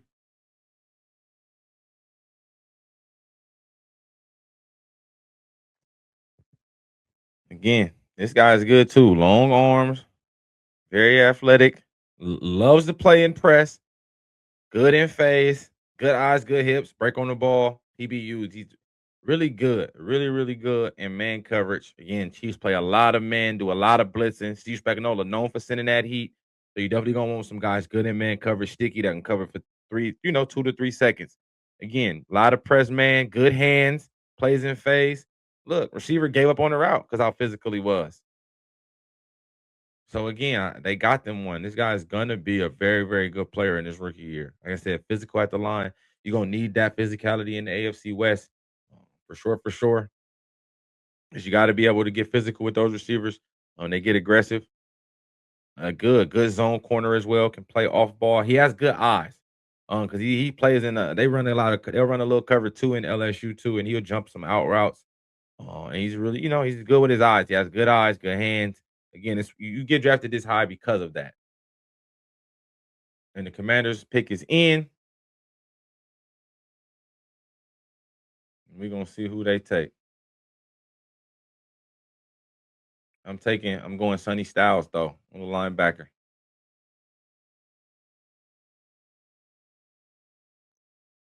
The Niners are gonna trade. Oh, I got you, Scott. Shout out to Bari. The Niners for sure gonna trade. Hold on, let me get this. Let me get this pick in. Sonny Styles. I'm on fire, y'all. Your boy on fire. I don't even know how many I got right now. I left my pen in the other room. My lady come back in here. I'm gonna have her grab that pen for me so I can keep track of that. But yeah, baby. Sonny Styles, linebacker at Ohio State, replace Bobby Wagner, plug and play in that 4-3 defense. Go get him. That's a win. That's the perfect fit in Dan Quinn defense. Hey, they robbed you, Rick, but I told you 4 through 12 was when he was going to be hot and live, and that's a good pickup for them. I think they wanted the receiver for sure or the running back, though, to pair with Jaden Daniels. But I don't think Sonny Styles is too far off. He said, I'm out. Hey, but I think that going back to you, Bari, I think put that on there. Hey, I'm learning new things as we go. Hey, I do think the Niners will bring back. I mean, not bring back. I think they're gonna trade Brandon Ayuk. John Lynch already came out and said he played his last snap for the Niners. They got a lot of their money back. I do think if they wait until they're gonna see how the draft fall out. I think his value will go up post draft because some teams not gonna get the draft receivers. Some people gonna miss out on the guys they want. So I definitely think that he'll be moved for sure. He's definitely has a chance to be moved. I'm not sure if it'll be during the draft, or I think, like I said, I think it's gonna be post June 1. I think him and AJ Brown both will be traded post June 1. I think that's gonna be the move post June 1 for BA. Jawan Jennings has a chance to come back. I doubt that Brandon and that Debo will come back. I think Debo's probably played his last snaps as a Niner, at least for the foreseeable future right now. I'll say that. But Jawan Jennings, I think he still could, especially with him not being picked up yet, which kind of means whatever number he thought he was worth is not there. So I do think that that's a good sign for especially the Niners. He's definitely somebody that they could potentially bring back. I think I think he would do good there. I still think he definitely could start that slot for y'all. You have him outside. I mean, you have Mike Evans outside, Pierce outside. You stick him in the slot. You got Kittle, got a nice little offense right there. You still got C-Mac, Purdy. That's a Trent back on the new deal. That's a nice core of players to work with. So I do think that would be a good look to bring Jennings back. But BA will get traded. I think y'all will maybe get fourth, maybe at best. I'm gonna say a fourth with like some like incentive value to him play a certain amount of game, hit a threshold number or something, and then he'll go up to 13. And while we do that, I'm gonna let Sonny Styles play in the background because they got them a boy over there in Washington. Um, but yeah, I definitely think BA will get traded. Jawan Jennings would be a good thing to bring him back, and then Debo is I don't think he will be back, at least not this season, barring some crazy injuries or something to the guys they already have in there. Then you could bring him back because he would know the system. But I think he's kind of gonna be chilling on the backside right now. Yeah. As y'all can see, Sonny Styles is a playmaker. Um, Athlete, former safety. He plays safety. Again, his whole career played the first 2 years at safety for Ohio State. So again, he's still learning the position as a youngster. He's still learning the position. So I, I again, this that he's a freak of nature. 4'3", 4.38 at the combine, 43-inch vertical, 11-inch broad jump, like all the athletic metrics, physical, cover running backs, cover tight ends, might can cover a slot or two out there, depending on how dangerous you are. But big pickup for these boys, big win. Sonny Styles is going to be a plug and play middle linebacker for them again for the next 10 to 12 years. And this is somebody who's going to get the most out of them. Like I said, we just talked about Dan Quinn having Bobby Wagner when he was in Seattle and then spinning the block and having him here um, in Washington now. And now you get basically the heir apparent. But don't and yeah, this is gonna be good for them, especially in a division like this where you got the Cowboys who got an explosive offense. They do like to run the ball. The Giants gonna try to come physical and get more physical with Harbaugh in there running the ball and getting more downhill. Um, so I do think this was a good look. And then obviously Philly with Saquon Barkley. They run the ball and the quarterback runs the ball. So again, and a bunch of athletic quarterbacks in the division as well. So you get you a linebacker who can not only spy the quarterback, cover the running back, cover the tight end, make the calls, make the checks. Big win for Washington. Sonny Styles, middle linebacker, 6'4", 244 pounds. Just an animal out there. He's off the edge again, bro. Can blitz. They him and Alvaro Reese were the total package. They both played the linebacker spots, and they both just rotated between linebacker, edge, blitzing off from the tackle spot, and just causing havoc out there. So, uh, um, it's gonna be fun. It's gonna be fun to see them do that out there. It's gonna be fun. It's gonna be fun. Like I said, I like Sonny Styles. He's a good guy. He's a really good player, and he caught my eye last year when he first made that move to linebacker. And he was making splash play after splash play, and that's when he got that 6 on, and then he switched to 0 his senior year. But he was a playmaker, and he was all over the field for those boys. And he hit, and when he hit you with bad intentions, bad intentions. Sonny Styles is gonna be a very, very good player for these boys. I know that sad face got to be from. I was just gonna say that at Ricky Anderson podcast. I knew that sad face had to come from you. Hey, it's still good players though. Again, y'all still could use edge. Ruben Bain's still here right now, even though this is where Ruben Bain could go. I think this is probably where he goes. Again, because I think this is I'm trying to see if there's a pin close by. If we want to reach I think this is gonna be Ruben Bain though. Again, no Cam Jordan, who's been the focal point, who's been a 10 sack guy since he basically been in New Orleans. And yeah, I think they're gonna replace him with Edge, but again, they could take the best available player. So that just depends on what they board says. Yeah, I can see him playing out there in space too at the little bit of nickel.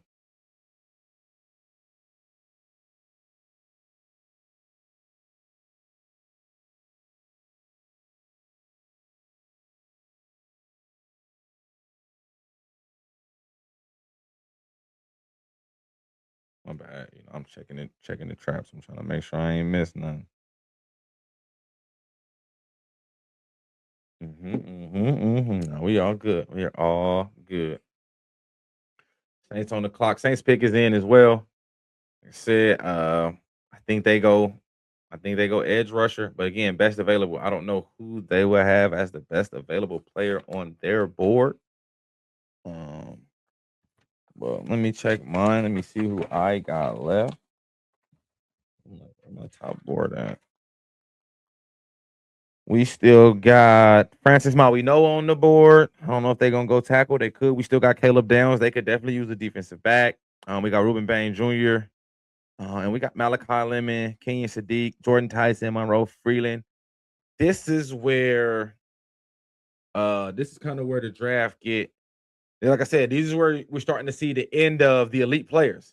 So the last 2 elite players I really have left on my entire board, 3, because I'm not gonna hate. Francis Mauigoa, tackle from Miami. He would be on my list. Ruben Bain from Miami.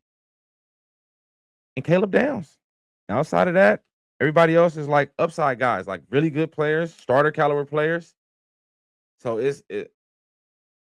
and they went Jordan Tyson, y'all. They went wide receiver. That means the best player on their board. I got him ranked 13th on my board. So again, little bit of a reach, but if he healthy, like all the medical said, him and Chris Olave, they can make a nice duo. They can make a nice team to get down. So I'm definitely gonna be interested to see. They said he was definitely gonna go higher than people expected. This is definitely higher than what I expected.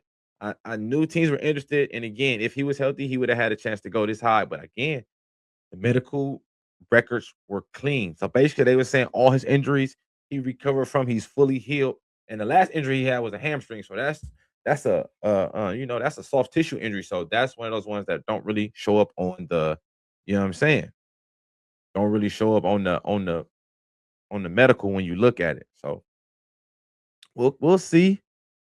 Again, I think it was a little bit of a reach, but I do think Jordan Tyson is a good player. He's a good player. He's a really good player. So I'm not gonna knock it. But it's all about health. If Jordan Tyson is healthy, like I said, he was like that. So I'm not gonna take that away from him like he wasn't. But health is everything in the league. And if you're not healthy, bro, this gonna look like a bad pick for New Orleans, especially when you got Caleb Downs sitting up there. You got Ruben Baines out there. You know what I'm saying? Those are really, really good players that I still got ranked in my top 10.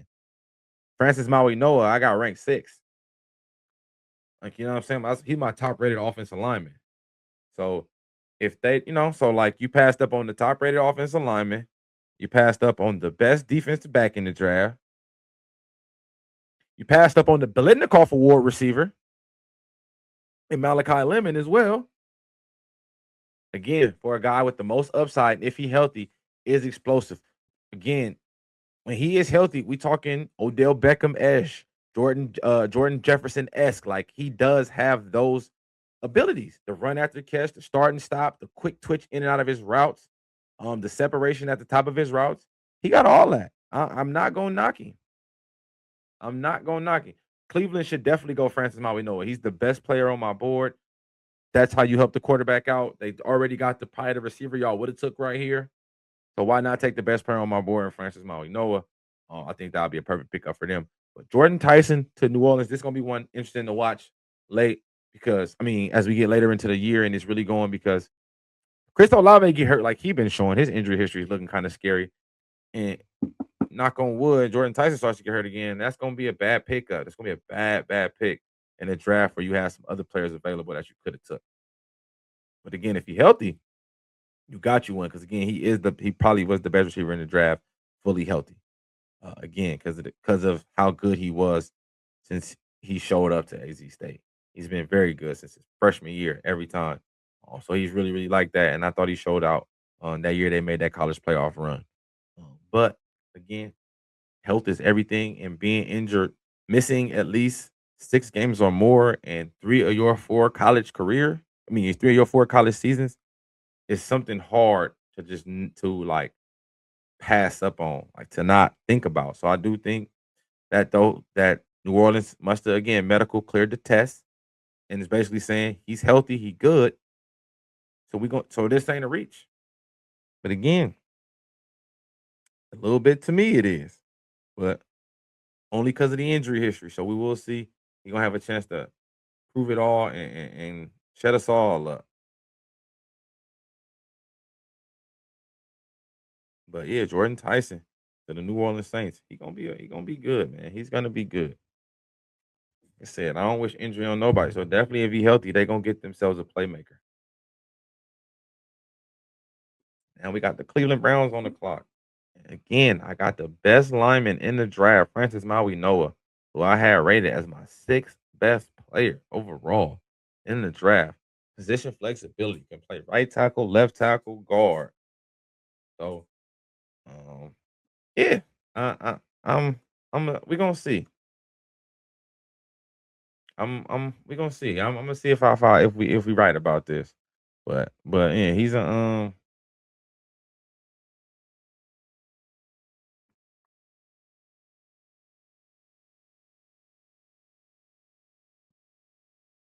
yeah, Browns pick in. We going. Let's see. Let's see.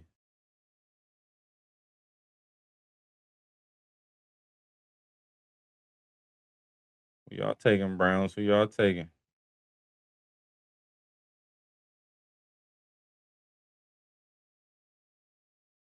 Let me see. Let me see. Oh, they went Spencer Fano. Still tackle, still O line. Just picked a different one. That's a surprise. He got the most position flexibility. He could literally play all 5 positions online. He started at left tackle.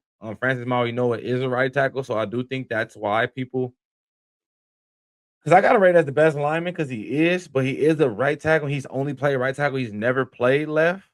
So maybe that's why it's like this dude actually played left tackle, left guard, center, and right tackle, but was a full time left tackle. But look, there's him at right tackle. He literally played across the full line, but he actually played some left tackle too. So I do think that's why they're gonna go with him. But yeah, I am a little surprised. Not shocked, just surprised they didn't pick. But again, it's because I think Francis never played left tackle at all. So I think that could be just the thing that, kind of is the icing. There's him at tackle. He's play guard. He can play center. He was taking snaps at center at the end of the combine to show coaches his position versatility. Like I'm like, this is the type of dude you want on your team. So again, I'm not upset at the pick. I knew they should have went offensive line with both the receivers they won probably being gone out the draft. It made sense to take the best player available. This is always what I say. And I guess this probably was the top player on their board as far as tackles. And ain't nothing like showing some hog mollies, do some hog molly ass things. And the Giants pick is in, and they already running up to the podium. So while we watch a little bit of his highlights, Giants pick 10. Um, they gonna get Caleb down. Oh, they picked Francis Maui Noah. They took the two best players on the board, bro. They got two. They got Arvell Reese who fell, and Francis Maui Noah who fell. That, ladies and gentlemen, is a win. But you know who is sliding? Caleb Downs. And I hated that this was gonna happen. And they were saying he had a chance to slide because again, he's a safety, bro. But the Giants literally got two players who fell at least 2 to 3 spots outside of where I had them projected. Alvaro Reese was my third rated player as far as upside on my draft board. And for him to go 5, that's a win for the Giants. And Francis Noah, who I got at 6 on my draft board, goes at 10. Them wins.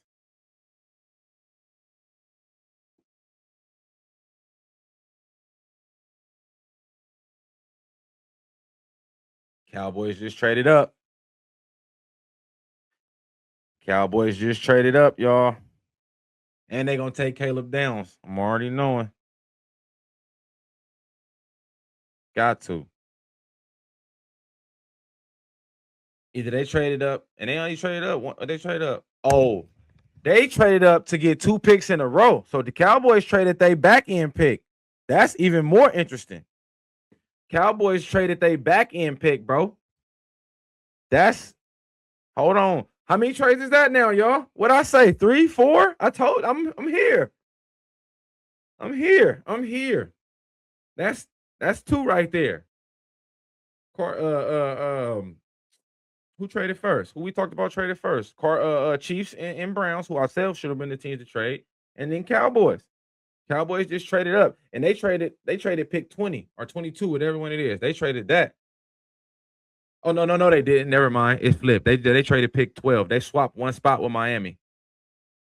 One spot? Was Miami gonna take the guy they wanted, and they probably offered a little bit more to take him because Miami got a lot of needs, and Miami got a lot of picks. They got now with this trade happening. I'm pretty sure they gained at least 1 pick on top of this. So I'm gonna say they had 12 picks total now. That's a win. And I think Miami gonna use all 12 picks. Maybe they might use a couple to finesse back up and move back into the first round again. But the Cowboys swapped picks. So they didn't trade pick 20. They swapped and moved up 1 spot to pick 11. And this it gotta be Caleb Downs. He's the best player left on the board. Or it's Ruben Bain, edge player. You know what? I'm going Ruben Bain. And I think Miami gonna take Caleb Downs still, or the other way. It's them the 2 next picks should be Ruben Baines and Caleb Downs. Those should be Those should be the next 2 picks, and I don't know which order. So that's what I will say.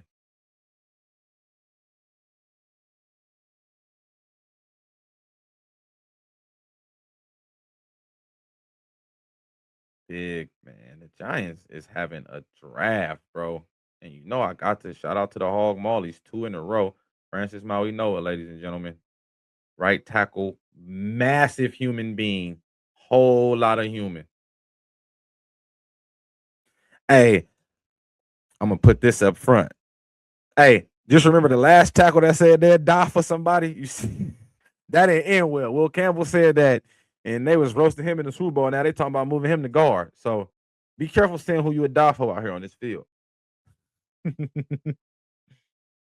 But I do like Francis Maui Noah though. That's a good pickup. That's a hell of a pickup. That's crazy. They got 2 players to fall, bro. That's good. Again, I still don't know what they're gonna do with Alvaro Reese, but that's a fucking good pickup. Cowboys pick is in. I'm going Ruben Bain though. I'm going Ruben Bain. I'm going Ruben. Caleb Downs is the best player. Is like I said, I think he's probably the best player in the draft. But that could be defensive back bias. That happens from time to time. But yeah, but no, we're gonna see. The pick is in. Cowboys pick is in. We will see. The Cowboys get pick 11. The Dolphins got pick 12, 177, and 180. So a couple day three picks. Couple day three picks to add to move up one spot. I ain't mad at that. Like I said, they need a bunch of stuff in Miami. They cleaned house. They need a receiver. They need a tight end. They need two corners. They need an edge player. They can use a safety. They could use them outside linebacker. Only thing they don't need is a quarterback and a running back. Everybody else is signable. So it's yeah. I'm definitely gonna see how that go. But yeah, I think I'm going Ruben Bain, man, to the Cowboys. Ruben Bain. I think that's who they trade up for one spot. Because maybe somebody else called Miami and was like, hey, we finna trade up.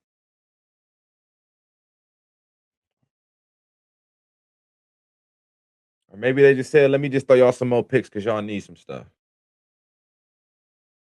Hey, hey, look, I hope y'all do, but I think you again, bro. Everybody love an edge rusher, unless the arm thing for Ruben Bain is real, and that could be, and teams could really be like, we not dealing with short arm edge rushers because they ain't gonna be able to put their hands on long arm tackles to block them. That's a real thing. It really happens like that. So if I would prefer them go Caleb Downs. He's better than Ruben. He's better than Ruben Baines in my opinion. Ruben Baines is I hate even saying Miami players is dogs, but that boy a dog and a half. He like that. But I'm telling y'all, Caleb Downs is next level, bro. He's cerebral, and I think that's just something you can't coach. But yeah, but again, Francis Mauigoa, as you can see, a wall of a right tackle. Still got some work to do as a pass pro. Run blocking though, he's gonna be a road grader. But in pass pro, he's still a little tight in the hips sometimes because he's such a large man. So he usually trying to, so when the little quicker guys kind of using a little bit of dip moves, it's kind of sometimes he's a little tight in the hips. But once he puts his mitts on you though, you might as well. I ain't gonna say you might as well not rush, but you know you ain't going nowhere, homie. So yeah, big win for them. Big win for the Giants, bro. I don't know how they did it. I can't explain it, but they did. And Rick, who would you rather have, Downs, or would you rather have Bane?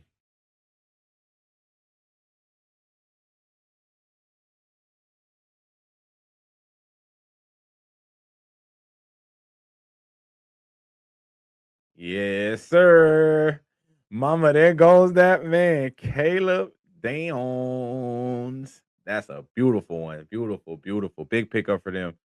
Great pickup. Again, my favorite player. I felt like he was good enough to be pound for pound, best player in the draft. Like I said, man, that man has been starting since his freshman year. Again, uh Nick Saban has never ever started a freshman in his life, and he started this man his freshman year and gave him the captain and gave him made him play the star position. That's usually got to be 3 year junior or something to play like that. But when you just better than everybody, bro. Like it's just nothing you can do, and this guy is better than everybody, bro. And ladies and gentlemen, Caleb Downs. There you go, in that too. Blitzer plays in the box, can play out wide, can play in the nickel. Come up, field, make tackles. I'm telling you, this guy is a real problem. He gonna make this defense so much better instantly. He's a super smart player. Again, they got Quentin. They added Quentin Williams down there in the front. This guy's gonna help out. Again, can cover. That's a slot receiver right there. Like, this man does it all. There's literally nothing on the football field he cannot do. I really believe if they stuck him out there at corner, he could play corner too. And he don't miss tackles. Had the best tackle rate in college, one of the best tackle rates in college football. I think it was like him, Sonny Styles, Jacob Rodriguez from Texas Tech. Like, this man don't miss. Like, it's hard to block him. Caleb Downs is dude, this I can't speak enough. I can't speak highly enough about this young man, bro. This dude is a baller, dog. I'm telling y'all.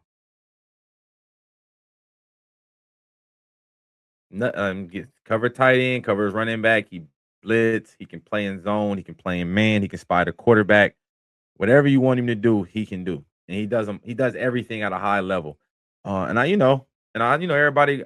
I'm again. He should have went way higher than this. This is still, bro. This is a top 5 player that y'all got at 11. And I think the Dolphins would have took him too. And I think that's why the Cowboys offered those picks. Like, bro, let us get him, bro. Let's have some extra picks so we can get him. But yeah, dog. Caleb Downs, safety, football player, Ohio State. That man, bro. This a good one. What's up with Steve, man? And now you ain't gotta leave, Rick. You ain't gotta leave, baby. You ain't gotta leave. Look. Nah, and I had a feeling he was gonna go either edge or DB because that's where Parker came from. And Parker came from the Eagles. That's the new DC Parker. He came from the Eagles, and the Eagles front line and back end. And to be able to get a guy, he gonna be able to get everybody lined up. He gonna know what everybody's supposed to do. This is a dude who, like I said, bro, this is probably the smartest player in the draft. Smarter than Mendoza, smarter than everybody. This is the smartest player in the draft. Academic All American as well. So like, this is literally a smart football player. And again, I don't think there's anything he can't do on the football field. Cowboys, y'all got y'all one, bro. Y'all got y'all one. Like, this kid's gonna make plays from the moment he walks on the field. He's gonna have a chance to win Defensive Rookie of the Year, and a lot more in the future. Big pickup. I don't know if Caleb Downs to the Cowboys or Sonny Styles to the Commanders right now have been like my favorite pick so far. I think of my two like favorite fit picks, like fits need very, very well. Yeah, you see, he get down with that ball in his hand, y'all. I'm telling y'all, they got him one. Dolphins pick is in. I think Dolphins go Ruben Bain. Why not? They need everything. They let go of Chubb. They traded Chubb. They traded uh cut Tyreek, traded Waddle, traded Minka Fitzpatrick. So again, best available player is always what they do. But Ruben Bain is my last player in the top 10. He's my last player ranked in the top 10. So I'm definitely thinking you go ahead and go ahead and finish him off. I think this is gonna be I think this Ruben Bain, edge rusher out of Miami. I think this will be a good pick for them. Here we go. Nope. Hayden Proctor, offensive tackle. Again, they need it all. We on a run on tackles. Remember, I said a few weeks ago, I hope y'all be tapping into the party. I said a few weeks ago, 11 offensive linemen can go in the first round. I think that was the number I ended with. I had a whole list of them. I listed all the names, and I said 11 offensive linemen can go in the first round. And we had pick 12, and we already had 3. So remember what I said. 11 offensive linemen, 3 to 4 trades. I think we already had 3. So we might go well over that. Oh, yeah, 2. The Cowboys traded and the Chiefs traded. So, yeah.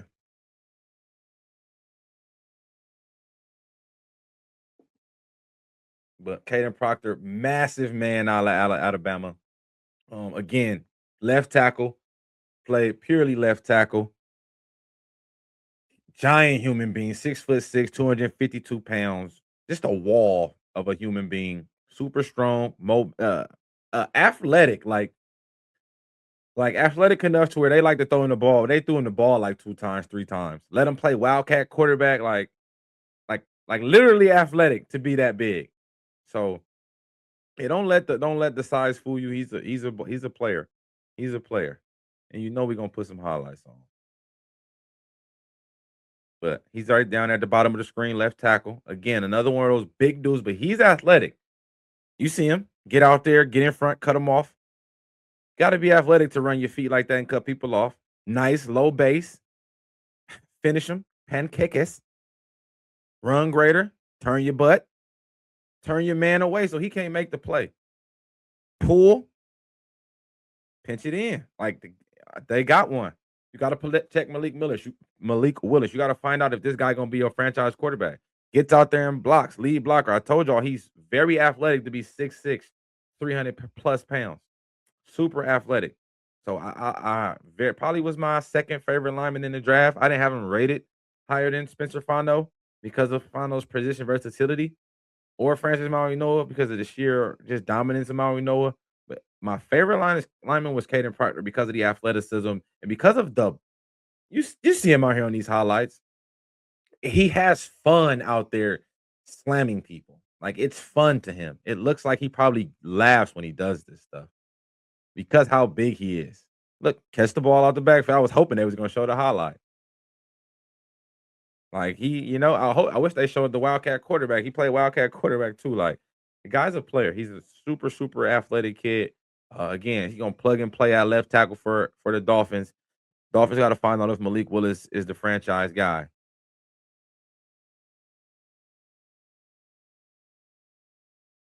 Oh, shout out to Twin Stars, to the B-Day boys, man. Happy birthday, young players. Hey, y'all got a good pops, man. Good man. Take care of pops. He gonna take care of y'all. Y'all make sure, man. You already know, Steve. You my guy, Steve. You be tapped in, bro. I appreciate you, dog. You know it. Matter of fact, tell them make sure they turn out the turning in. You feel me? Tell them make sure they look at the screen too. Shout out to the Twin Stars, man. Y'all done made the pod, dog. But not Dolphins, Rams on the clock. I don't know what the Rams gonna take. Now I gotta look at my list. They don't normally take receivers high. They got a need for one with Devontae Adams being older, Puka Nacua going through what he's going through.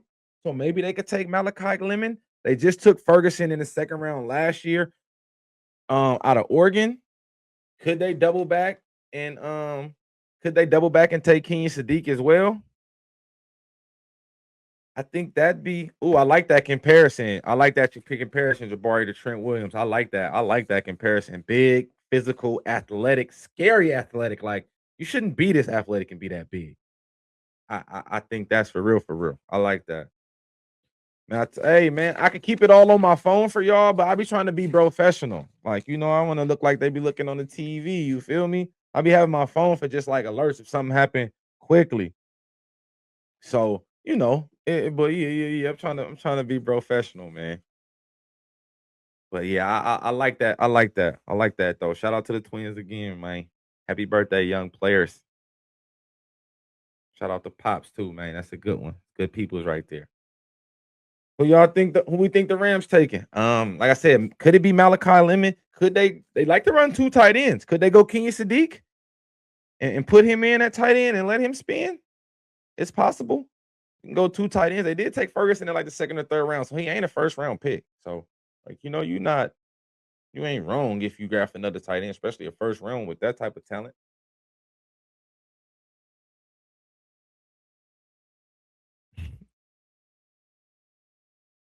You're hilarious, bro. Let me cook, man. I'm trying to manifest.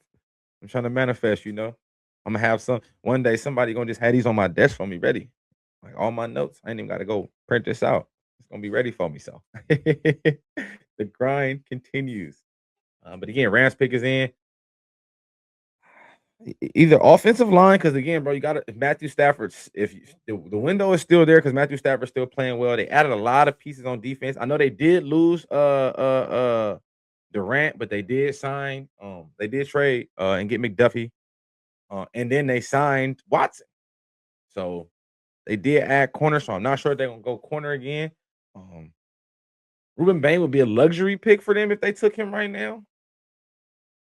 Because they got some decent edge rushers over there. Between Young and them brain farts be happening. Crazy. Yeah, Rams could go RB, but I mean, I don't know if they would take anybody this early. And then they like late round thumper running backs, like Blake Corum, the Michigan running back, Kyron Williams. They like them little small, compact, low to the earth dudes who be, kind of them low to the earth dudes, compact and kind of like they like those type of runners. But yeah, I do think running back can be in their future. I feel like it's gonna be an offensive player. I feel like it's gonna be an offensive player. That's my take. I think they should go offense. Again, Malachi Lemon, Kenya Sadiq, Monroe Freeland, Vanga, the guard from Penn State. Like these guys are all in play right now.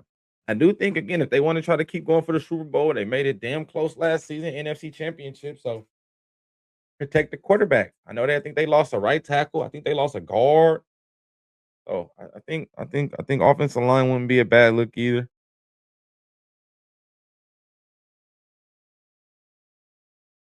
We finna see though. The pick is in. Goodell walking to the stage. You're gonna be chilling, Tyson. Don't even trip. You're gonna be chilling for a little bit, bro. Don't even worry about it. But who we think the Rams selecting? Who we think the Rams gonna go with?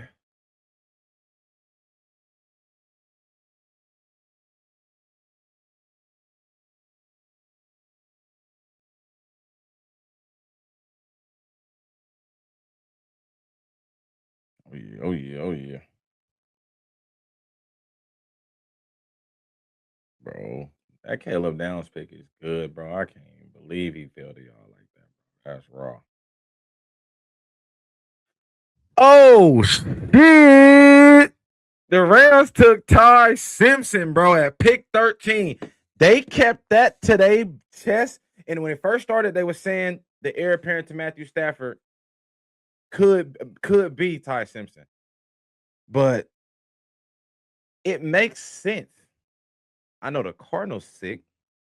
The Jets kind of said they was gonna stay away from him though. But I think the Cardinals are definitely sick, bro. I don't think they thought he was going this early. I definitely don't think they thought he was going this early.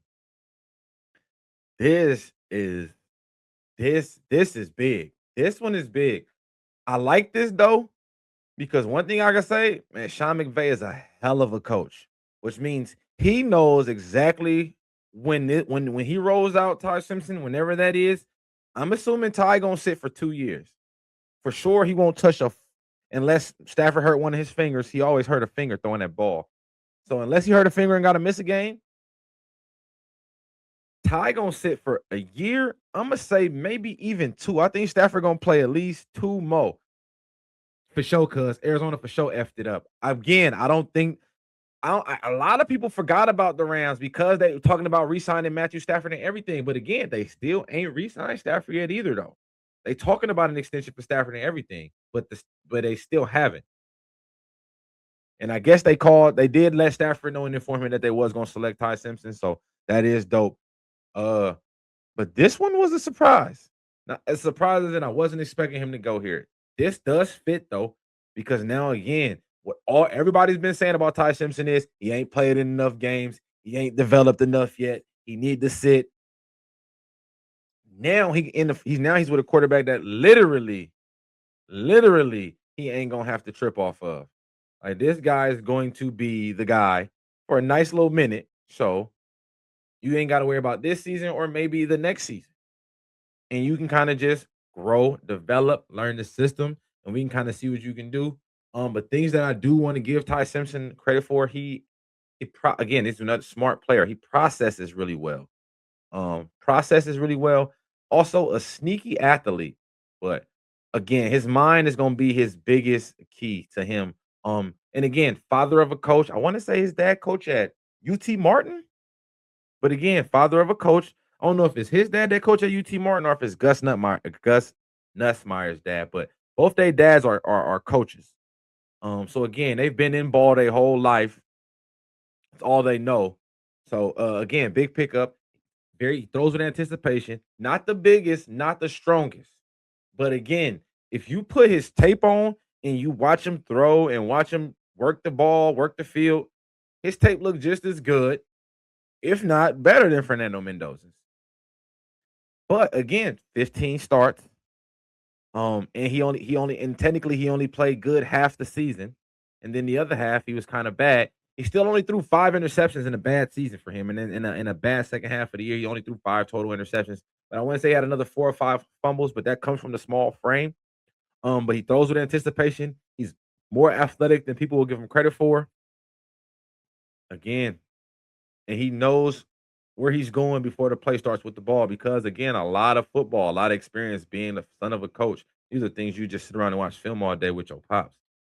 So I do like this pickup. He's gonna sit behind a really good player in Matthew Stafford. One thing you can say about Stafford, he's a constant professional. So I do think this is gonna be good for him. Now he's get a chance to be a mentor. We'll see how he feels about that. There's a little bit of that athleticism from Ty. And as you see, put the ball down, get athletic, a little hezzy, and get busy. You know what I'm saying? So it's not super great running. And again, another thing I want to talk about and give him a little credit for, as good as he played, they made the playoff. They had the 113th rush offense in the country. You talk about Alabama can't run the ball. So again, that's something that coaches take into consideration that he didn't have that. Ryan Williams had a terrible second year. He was in the bottom 10 in the country in total drops. Alabama as a team was in the bottom 25 in drops as a team. So it wasn't just all Ty Simpson and why they fell off in the back end, but its quarterback still has some things to do with this as well. But again, surprise pick, but a good fit because he gets to sit, and that's what everybody's been saying about him. He need to sit, he need to sit, he need to sit, he need to sit. Now he gets to sit. Ravens are on the clock. I think the Ravens should take Ruben Bain. They lost all their edge players. I felt like they let them all go. They traded Femi to the Chargers or Omen Famu to the Chargers. Oh, they took guard. That boy's a beast. Oh, they did just lose their center and 2 guards. So they go and get the interior. I said that them linemen going said them linemen going go. Them linemen going. And they going fast. And we still got 2 on the board, 3 on the board. Monroe Freeland still on the board. I still got him on the board. He still got a chance to go. This another one of them athletic linemen that Penn State used to do a lot with. They let him play tight end. Um, he lined up at H back. A little bit of oh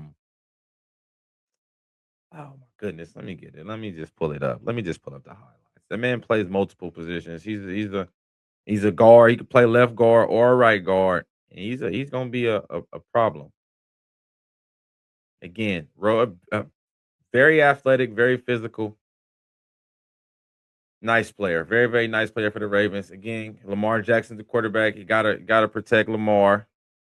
Um, so I get it. I get it. I get it. I do get it. I do get it.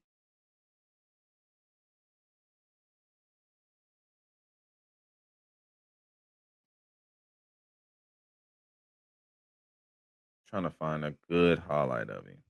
Damn. Because he played guard, it'd be hard to get them good highlights of guards. They be trying to play. They like to break guards film down, which ain't a bad thing. Because it's one of them dirty positions you don't really, you feel me, get to really, really show a lot at. But I got some little grainy footage of him. I mean, he ain't even playing that long ago. He play right now, and this footage grainy as hell. And the Bucks are now on the clock. I think Buccaneers could go Kenyon Sadiq tight end. They can go edge rusher Ruben Bain. We talked about him taking Mansour Delane, but we didn't expect Ruben Bain to be here. Um, Notre Dame running back went to the Cardinals at pick 3. Hey, DJ, y'all got a chance, man. D Jones, y'all got a chance. Pick is in too. But let me give y'all a little bit of this Van Guy own name, man. I said it's grainy footage, but he's left guard 71 right there. I don't know why they got this damn Stone Age footage like this. Yank him, push push pull technique. Get out there and run block. Drive your man 15 yards down the field and end up putting him in the ground. That's him pulling. You might have didn't see it. He wasn't playing lineman right there. Sometimes it happens so fast. That's him coming in motion. I gotta pause it for y'all so y'all can see. See my screen? That's him coming in motion, y'all. That's what I mean by they use this man like a freaking problem. That's him in motion right there. I want to make sure y'all see him so y'all can know what he finna do. Clock how. Then you lay on him just so he can know. Did you not to be okay? They're gonna put the light on him now. I ain't gotta slow it down. But like in that D tackle, that's Caden McDonald. He gonna probably be a back end first round pick. Look, move, excuse me. Like this is a road grader. And he's again super athletic. I told y'all that run on lineman gonna go. Run on lineman gonna go. I love how when they knock his hands off, he just replace them and put them back on them every time. Because you play against some good defense linemen, they're gonna get your hands off of him. And he just instantly replaces them right back on the chest. There he goes, pulling again, leading the way. Boop, excuse me. When he pulls, somebody's getting crushed. Boop, every time. When he pulls, somebody gonna get hit. It's gonna hurt. Nothing you can do about it. But again, Vanga Oana, he's a problem. He's gonna be a nice player. When they pull him and he lead blocking for Lamar Jackson, bro, somebody you're gonna have to make what they like to call a business decision. Cause I don't think you want these problems.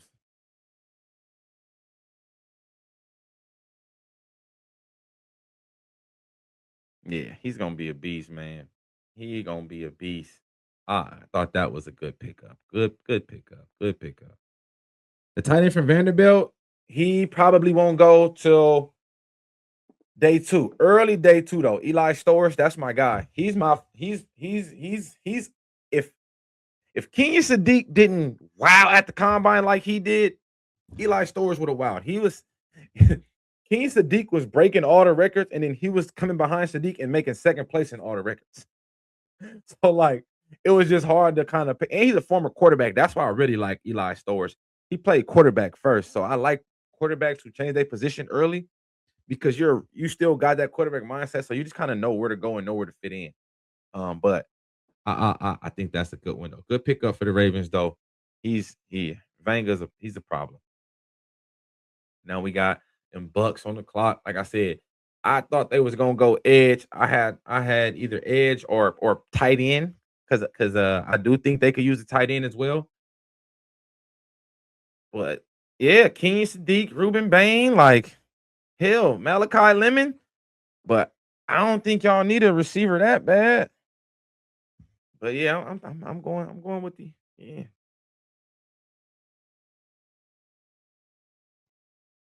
Yeah. Shout out to my boy Mike Sutton, Mr. Satan, all the way from the Philippines. The other running back from AZ ain't went yet, Adrian Price. He gonna probably be early day 2 pick too, because they were saying the only reason why he didn't go crazy is because Jeremiah Love didn't lead the field. Buccaneers, man,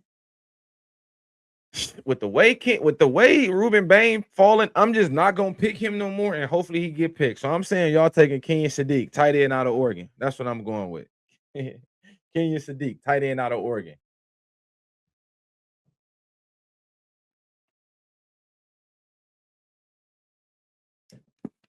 There we go. I did that on purpose. Yep, I did that on purpose. I did that on purpose.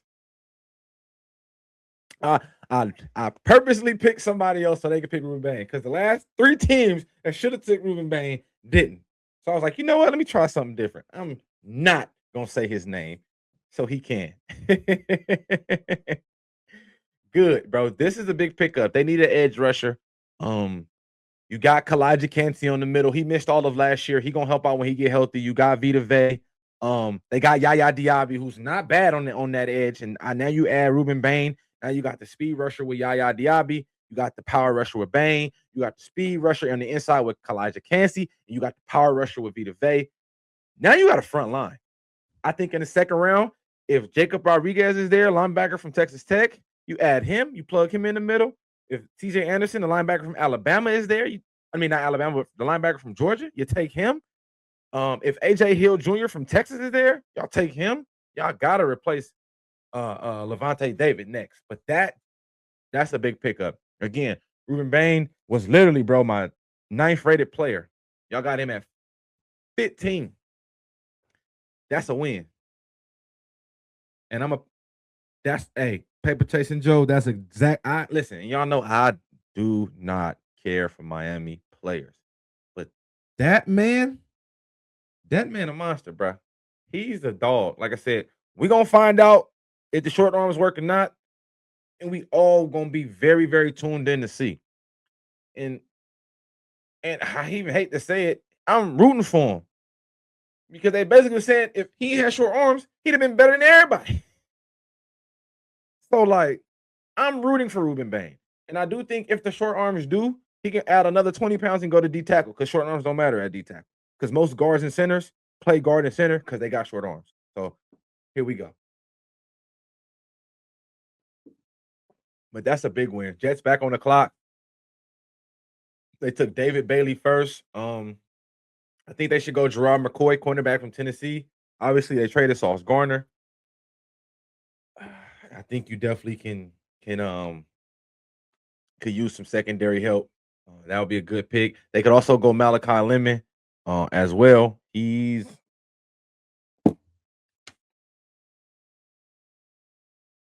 what's that? 13th, 13th on my board. So it's still a little win. 14. So it's still a little win. But yeah. Yeah, big pickup, big pickup. Ruben Bain, that's a good pick. That's a good pick. He gonna fit in down there, and he get to stay close to home. He ain't got to go too far. I don't know how far Miami and Tampa is, but it's not. It's still in the same state. So you feel me? That's a big one. Yeah, yeah, that's good. That's good. That's good. What's been y'all favorite pick so far, man? We 15 picks in, almost halfway. What would be y'all favorite pick so far? Who'd be your favorite pick so far? 15 picks in. Who y'all like the most? Who's so far been a big pickup? Don't be a homer and just say your team. I know that's what half of us wanted to say anyway. Um, but I ain't gonna lie, man.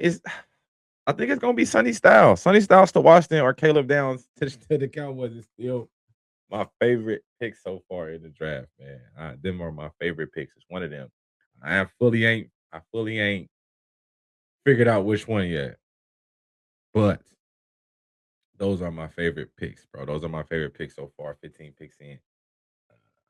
Oh yeah, those boys. Those are two very good football players. But those would be my picks. But y'all let me know in the comment who y'all favorite player is. Who y'all favorite player in who drafted so far.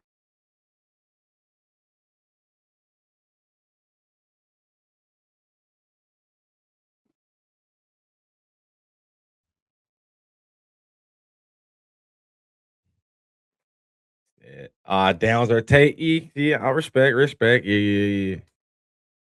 And yes, if you saying yeah.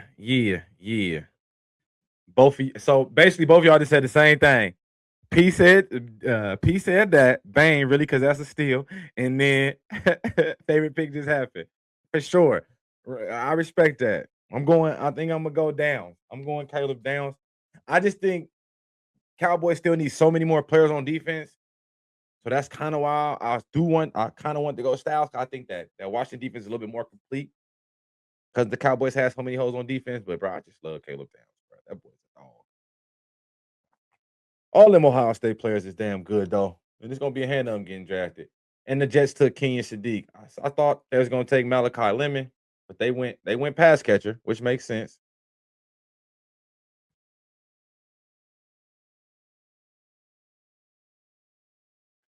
And I got to do something first. I got to do this because I didn't do this. But Kenyon Sadiq, again, very good player. Got him 12 on my board. Good player. A little bit of a steal. I thought if he would have made it to Detroit, they might have went too. Detroit might get Manzador Delane now. I mean, not Mansador Delane, but Mesador. Hakeem Mesador, the edge rusher from Miami, the other one. So that's possible. But I gotta do a quick little speed up though. I think he overrated. I don't really like him. Who you talking about? You better not be talking about Caleb Downs.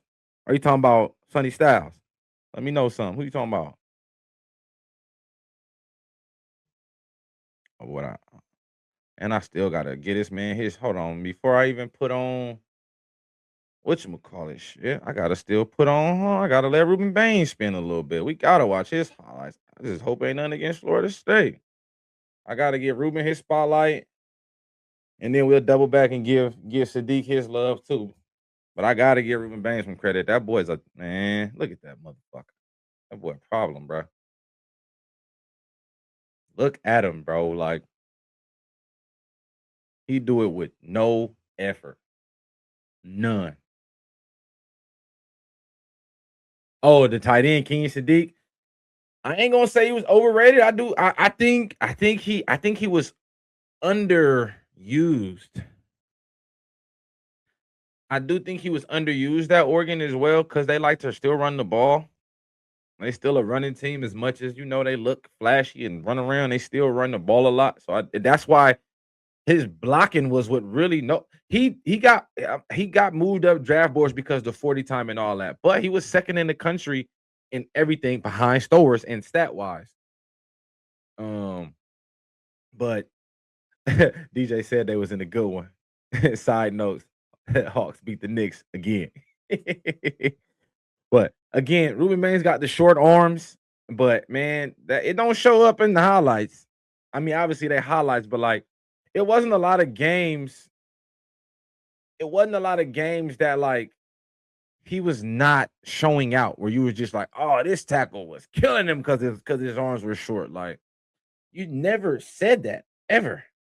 So like that's my thing. Like, yeah, his arm's short, but y'all never once in a game put on film and put the film on. Like, go watch full game films of this man. And there's no all these tackles that's getting drafted. Go put the film on. Half of these dudes that's getting drafted has film against Desmond Bain, has film against David Bailey. Go put the film on against these dudes and watch what they did to some of these guys. So like, but again, that's why David Bailey goes too. And Bain got short arms, so he falls. But hey, they gotta steal though. They gotta steal. A gadget tight end, gadget like so it's two different type of gadgets. Gadget like Jonnu Smith or a gadget like God bless the dead Aaron Hernandez. Because that's two different type of gadget players. If it's gadget like Jonnu Smith, all right, that could be a bust. But if we talking gadget like Aaron Hernandez, that's a damn good player. But yeah, Ruben Baines a dog. And I can say I'm happy that he far away from us and he all the way in the NFC. So like I don't gotta stress over that. That's what I can say. I don't have to stress over that. I don't have to worry about him wreaking havoc in our division. So hallelujah, holla back.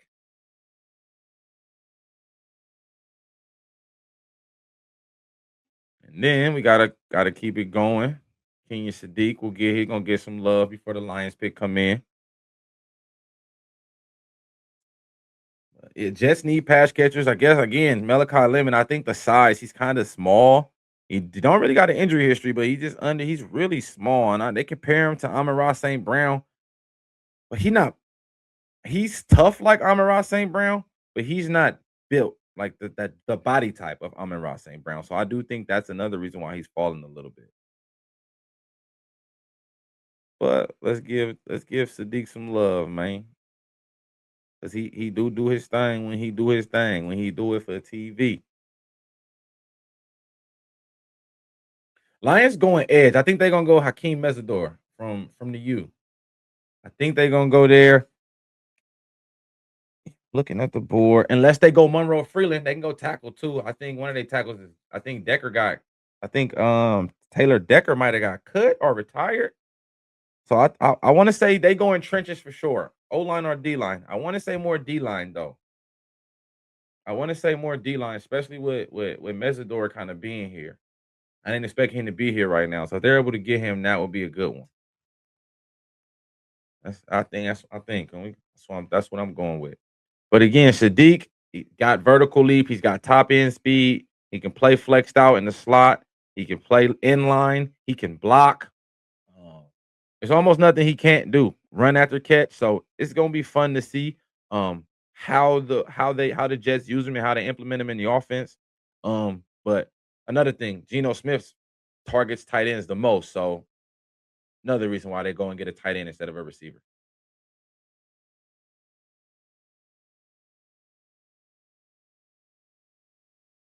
Blake Miller, offensive line, Clemson. That's why I said O line or D line. What that? That's what? It's 5 linemen? 6 linemen? We here. I'm telling y'all. They showing him blocking because he had look at him. It's effort. It's all about effort. Blocking is effort. They can't do nothing with him.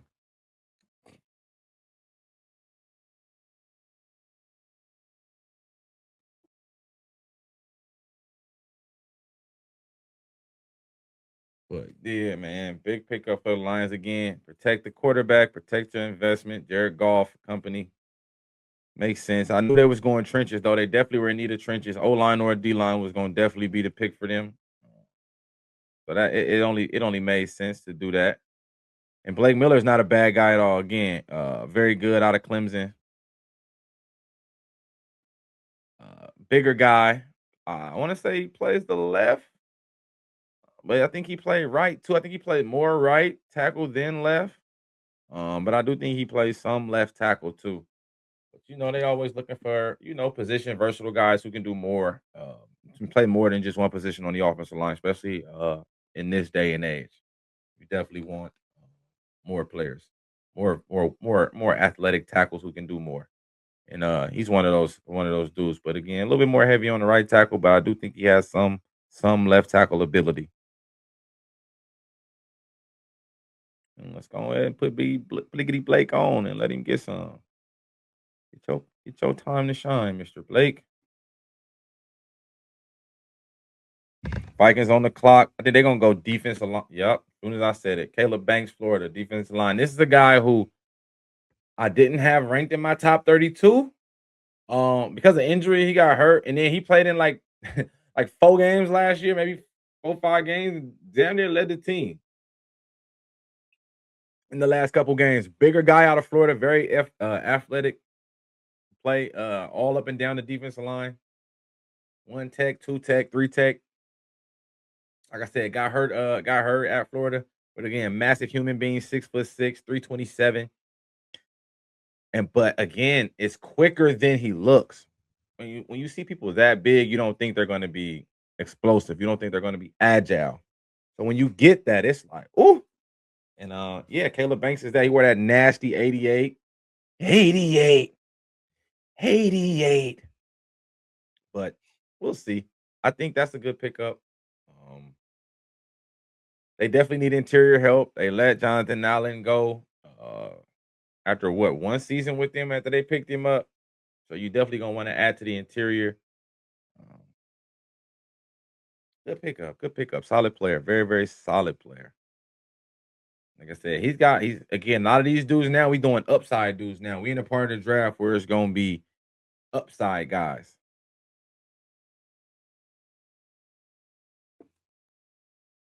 So again, this is one of them defensive tackles with upside.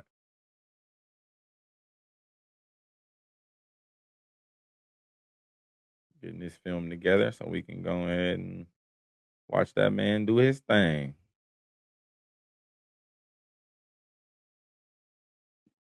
Mr. Caleb Banks. And the Eagles just traded with the Dallas Cowboys. The Eagles will receive pick 20. The Cowboys got 23, 114, and 137. So they actually got the 2 picks they traded to move up one spot from Miami. They got them 2 picks back from Philly, and Philly moved up pick 20. So Philly will be up right after the Carolina Panthers pick. You see how quick that boy get off the line? He gonna be a problem. He gonna be somebody that they ain't gonna that's gonna be wreak havoc once he figures it out and puts it all together, as they like to say. Look, off the edge as well. He can play DN too. He's still long, 6'6". 6'6" is still 6'6", and he is that all day. And then we got the Carolina Panthers on the clock. They've been rumored to saying that they are still looking to take another wide receiver. They just want to put weapons around Bryce, which could make sense. But I think they could use. They did add a lot. I think they could use another edge. They could put somebody on the other side of Jalen Phillips. I don't mind that. They just brought back. They got Derek Brown back in the at D tackle. He's gonna be solid. So you could put somebody on the other side of Jalen Phillips. They could put somebody on the other side of JC Horn or Chase Horn, or wide receiver. That would be my other look. Would be wide receiver. And then you can, they in O line, because there's still some good O linemen on the board. And like I said, we still gonna have a run of those boys. But again, Caleb Banks, as y'all can see, bro, is like that. He's got a lot of upside, raw talent. Like I said, didn't play a lot of games, but when he played, he was effective. You can see he can push the pocket from the middle. He can push the pocket from the edge. He uses his length. He uses his hands. He usually puts his hands on you before you put your hands on him.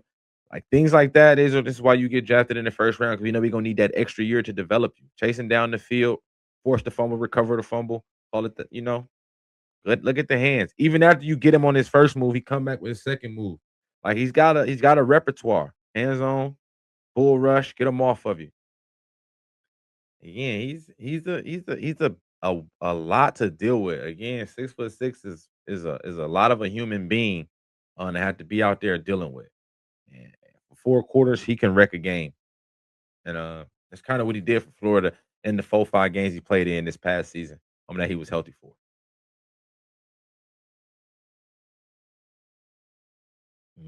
Get to them before they get to you.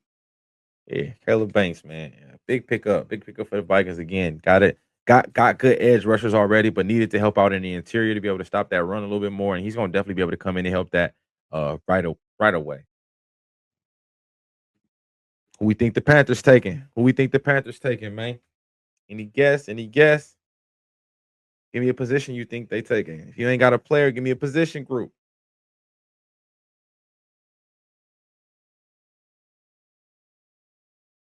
Yeah, I'm thinking. Still looking at my Malachi Lemon is my top player left, bro. Him, Monroe Freeland,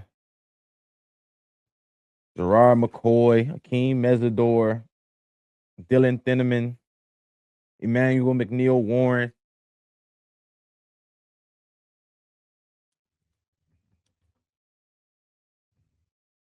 Monroe Freeland. I said, yeah, protect the quarterback. He's my top rated player left on the board. 15th rated player. My last player in the top 15 gone. My whole top 15 is gone now. Whole top 15 players are gone. And that's what I'm saying. You got a top 15 player at pick 19, man. Like that's a win. That's a win. And again, how many offensive linemen is that now, y'all? Help me keep track. Help me keep track. We up there. We up there now. And again, I just talked about it. The Cowboys traded up. The Cowboys, not Cowboys. Cowboys traded back, and got 2 picks from Philly. From Philly, so Philly can move up. They move back 3 spots from 20 to 23. Philly move up. Ain't no telling who Philly moved up for. They got a couple different needs.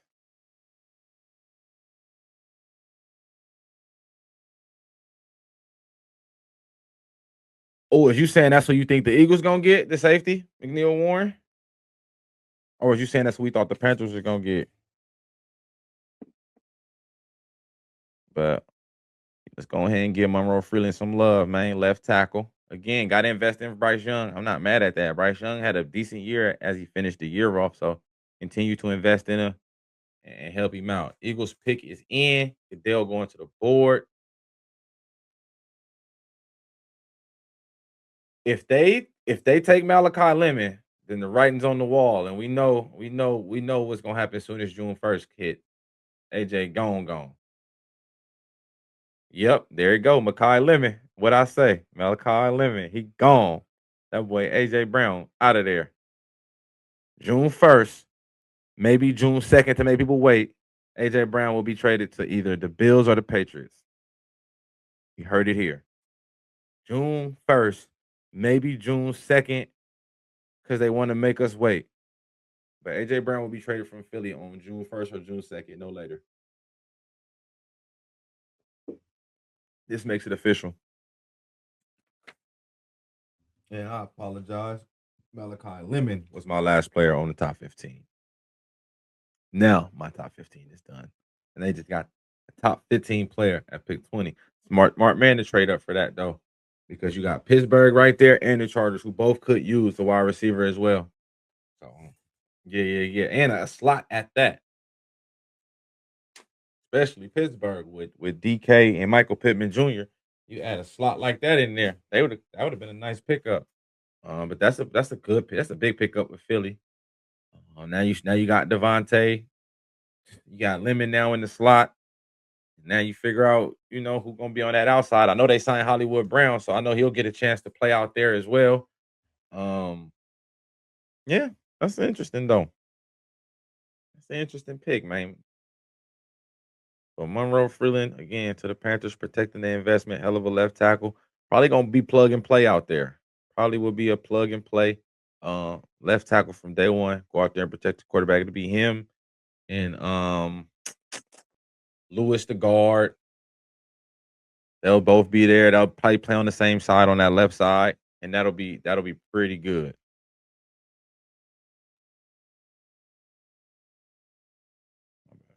I gotta check them traps.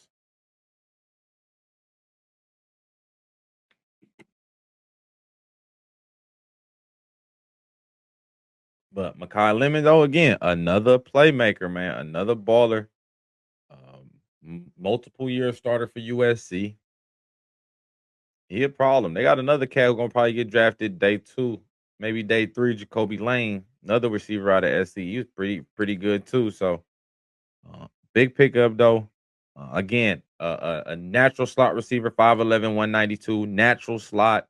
Can run all the routes. No route in the route tree he cannot run. Again, run after catch. He's tough. He will play outside if y'all need him to, but I think he gonna make his money in the slot. But yeah, but I'm gonna let his game do the talking. And you're gonna look, man. Most of the time he gonna be in the slot. And again, the run after catch is nothing to snob about. This is freshman year. That's why he got 24 on. That's what I'm saying.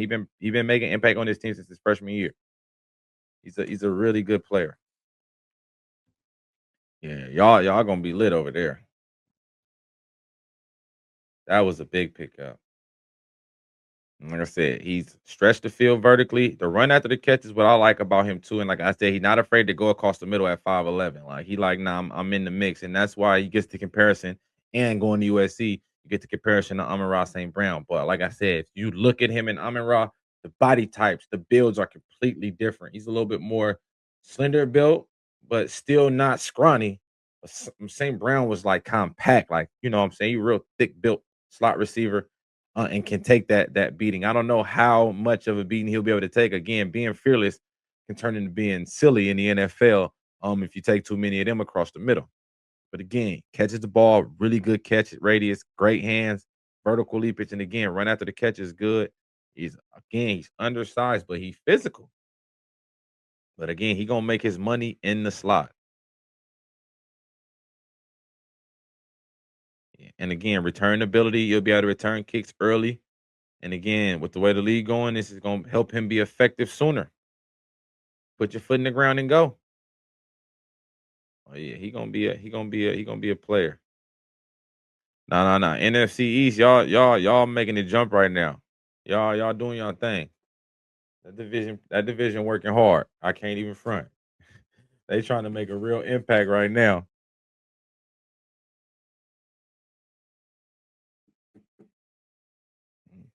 Mhm. I make sure ain't no more trades happen. But yeah, the NFC East, yeah. So far, so good, bro. Giants having a good draft. Y'all good so far. Eagles good. Commanders good. This it. I like this. I ain't even gonna front. The draft is popping, y'all. It's definitely having his moment right now, man. The draft has been exciting. The Pittsburgh Steelers is on the clock right now. Like I said, they could use a wide receiver. That's why I said I think that's why Philly traded up. But now they could move their eyes to interior offensive line. They could go edge rusher. They can go defensive tackle. Cam Hayward ain't getting no younger. He's still effective, still a really good player at his age, but they could be looking for the heir apparent. So maybe this could be where Caden McDonald could come in, defensive tackle out of uh, Ohio State. I got to go to the board. Peter Woods, Clemson out of D tackle, another guy I got on here. So those are two tackles they could definitely take. Um, Defensive back, I don't think would be a bad idea. I think receiver though is still might be the move for them. I think they're gonna want to add another receiver for A-Rod. Like it just makes sense. And if A-Rod come back, and I ain't even gonna speak on A-Rod, that's just gonna frustrate me. Because I really don't. Yeah, I ain't even gonna play with blood. But Steelers on the clock. I definitely think edge is in play, corner is in play, and wide receiver is in play. I think those are the main potential looks for the Steelers. Again, Malachi Lemon though, like that, like that. See the athleticism. He just jumped over 15 people. Hold on. Gotta run it back. Talking about leap tall buildings in a single bound. Boom.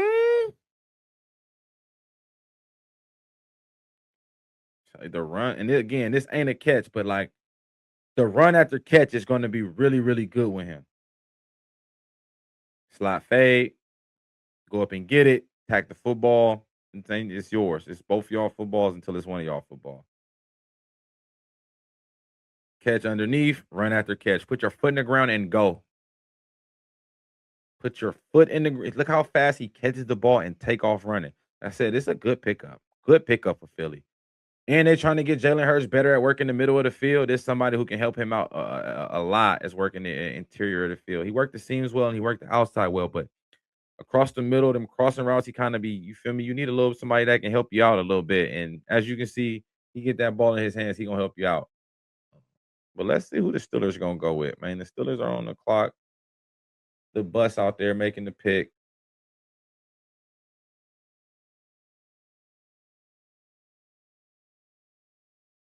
Yep. Offensive line. Mad Max Ihanachor. Tackle out of Arizona State. That's another lineman, y'all. How many is that? Somebody keep me posted. And Max Ihanachor, this only like his, I don't want to, like this like his fourth year, bro, playing football. Fourth or fifth year. He from overseas, from Africa, plays soccer and something else they said.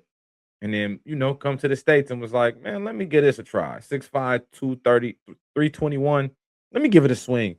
And he's a mean offensive tackle too. A lot of these linemen we've been in this draft, they got a little mean streak to them. Not all of them, but a nice amount of them got a little mean streak to them. And he's another one of them ones with a mean streak to him. And he'll get on you and he'll make sure he blocks you. And when he block you, he gonna hold on to you. And again, still inexperienced. Like I said, he's only been playing football for like 4 years, maybe 5. So he's still got a lot of work to do. He's not a finished product at all. Again, this is the time in the draft where we start drafting for upside. Upside is real. And these are some of those guys that you're gonna want to try to draft and get upside. Max Ohanachor, ladies and gentlemen. He play heavy on right tackle.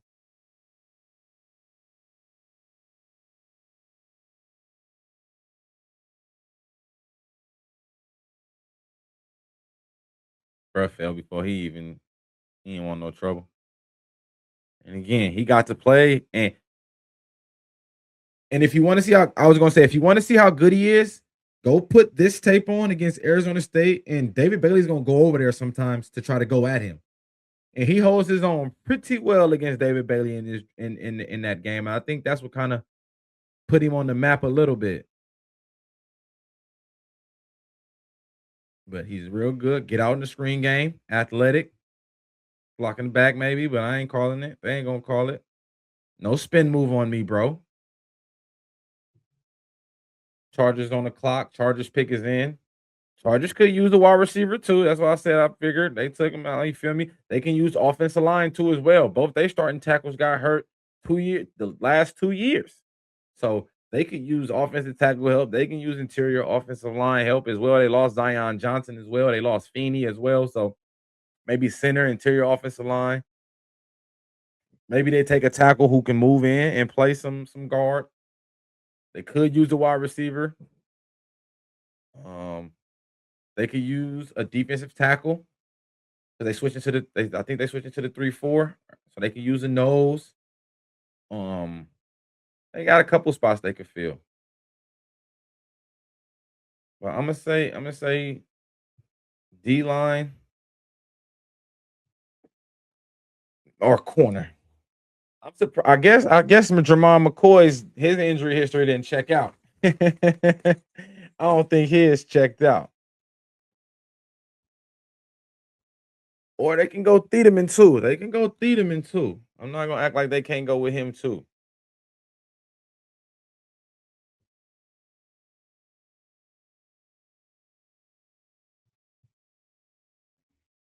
Let's see. Chargers are on the clock. Let's see what the Chargers got planned.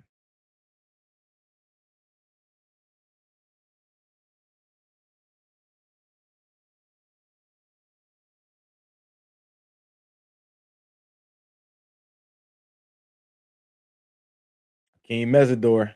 Yeah, he fell. Pick 18. I think the Cowboys thought about taking him too.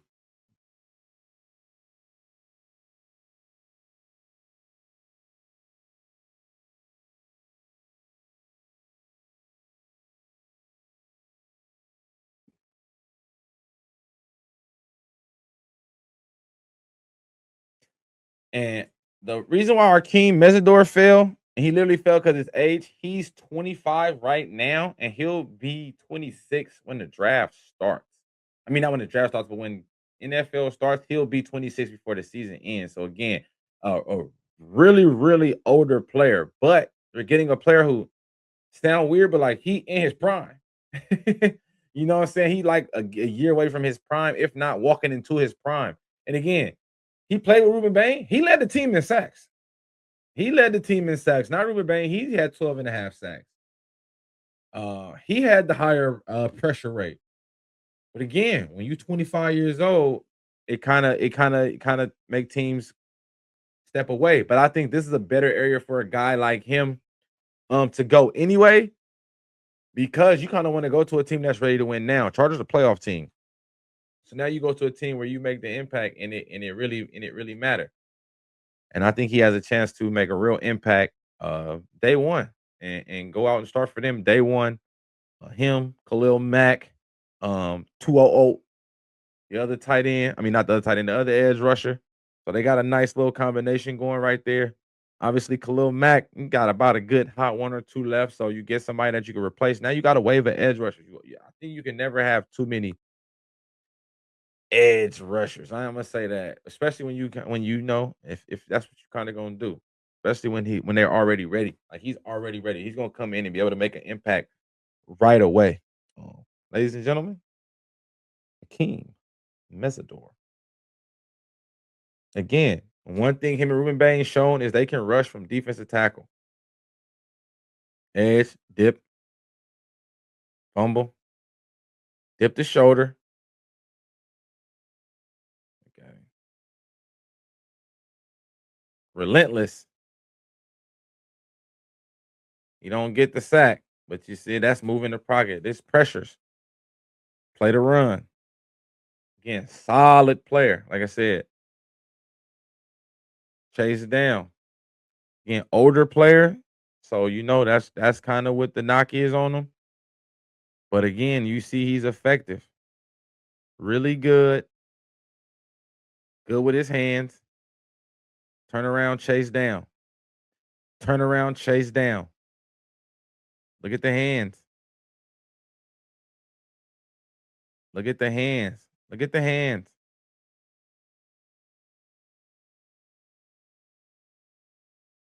He tried to take the ball from him. I like the relentlessness, man, that he attacks at. He's nonstop. Like even when they blocking him, you can see him still moving, like hands moving, legs jumping. Like you see him, he never stops moving. Hands still moving, feet still moving. Like it's never, he's never just still. Rush from the inside, him and Ruben Bain on the same side. Rush from the interior. Like, do you see why the U made it to the goddamn national championship? When you got a great O line and a great D line in college, where you got multiple first round picks, and Miami got a left tackle gonna go too. They left tackle gonna get drafted too. Bell, he gonna get drafted maybe late second, early third round. I mean, not second, late day 2, early day 3. 6'9" left tackle. So yeah, you had some players out there. Um, but yeah, Akeem Mesidor, this was a great pick. Again, fell down the board strictly because of age. That's the only reason a guy of this caliber falls down the board is strictly because he's just too old. And teams didn't want to. Nobody wants to be, a guy. They don't want a rookie to get on his first or technically his second contract and already be 30. So that's why you get the cost of pause and he falls to this late. But again, you fall to teams now who got more of a chance to make playoffs and make a deeper playoff run and have a chance to win a championship. But again, I mean, you boys officially off the board, but they terrorized college quarterbacks last season, and I was just happy it wasn't really too many Florida State highlights in there. But we were so weak that we wasn't a part of nothing, so that's also a problem as well. The Cowboys back on the clock. Let's go to the board. Gerard McCoy, cornerback, Tennessee. They already took safety. Cornerback Avion Terrell, Clemson. Defensive tackle / defensive end, Kendrick Falk out of Auburn. Zion Young, edge rusher out of Missouri. Cassius Howe, edge rusher out of Texas A&M. Couple of names that we could hear. Colton Hood, cornerback out of Tennessee as well, whose name been rising up boards because he's healthy and he balled out. But I definitely probably go edge. They went DB in the beginning. I think edge would be the better pick here. So any one of them edges I named would be fine there. Let's see where they go. Malachi Lawrence, edge rush from UCF. I like Malachi. I didn't think he was gonna go in the first round, but he did test stupid crazy. And I think that's what kind of snuck him in here to this back end of the first round again. All these players I'm talking about all got like do something super clean. None of them is like the full packages. None of them is like, finished products. So, you know what I'm saying? It's one of those type of things where like he not a finished product yet, but and that's another guy, Malachi Lawrence, 6'4", 3/8, 253 pounds, got long arms, and got after the quarterback as well. And can play the run and the pass. More of a pure speed rusher. He's gonna definitely come in and be a speed rusher for him early, but he's not afraid to stick his nose in there and get dirty on the run. So I do think this was a good pickup for them to be able to get a DB and the edge, and that's kind of what we thought they was gonna get the whole time. We just kind of didn't know in which order and which way the draft will fall. But for them to end up like that, Caleb Downs and Malachi Lawrence, I like that. Again, I already talked about how the front end and the back end is tied together. Yes, yes, yes. Yeah, P. Yeah. Good rush, has a motor. Yeah. These are the type of traits you look for when you picking back here. Like you said, good rusher, great motor, nonstop. Keen Mesdor kind of got that same type of like, just like, not that they're super great, but it's like they don't stop. So that's still hard to deal with too. And he's a really good player. I think this was a good pick. This was a good pickup. This was a good pickup. You already know. Let's go ahead and put him in the mix. Get him some love in the club. Ladies and gentlemen, Malachi Lawrence, UCF. Okay. Blow through, blow right by him. Mm-hmm. Good hands. And I like he rushed on both edges. Still fast enough to cut you off. I think he ended up running like 4 or 5 at the combine. So he not slow at all. And then now you're gonna see where he really cut up at. Now you're gonna see where he really cut up at on that rush, bro. I like that they showing some of his run stopping stuff in here too, though. That's what I do like. They are showing some of his run stops, so that's good. But he like that.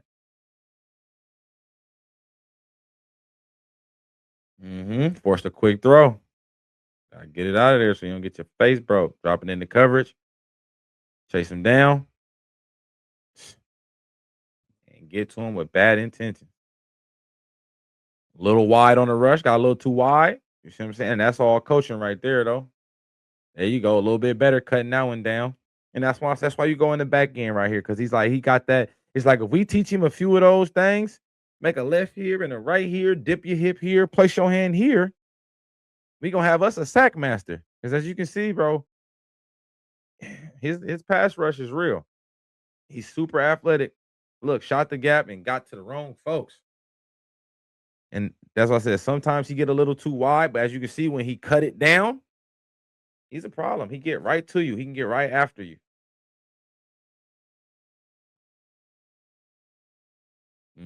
Position versus run brush both sides. He had a field day on Baylor, y'all. That's what I did see in this highlight. It's tearing Baylor up. Bull rush from the tackle spot. Surfboard down the field. You know, yeah. He gonna be a good player for them. He's gonna be a good player for them. That's a good pickup. Good job. Good job, Cowboys. Good job. Good job.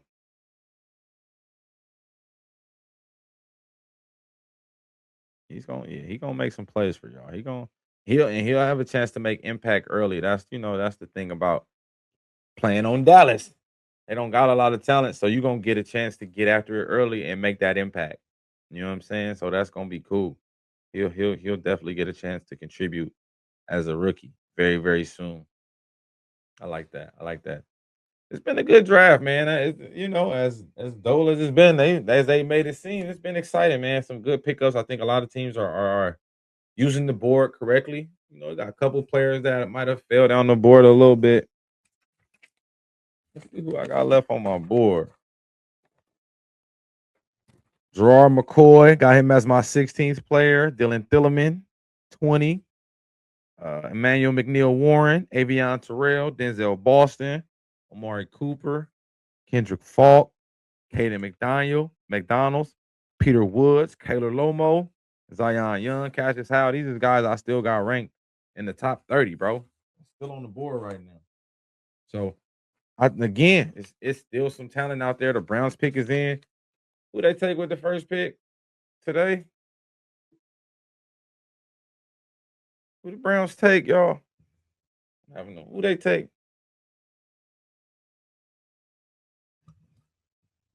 It's finna pop up on my screen right now.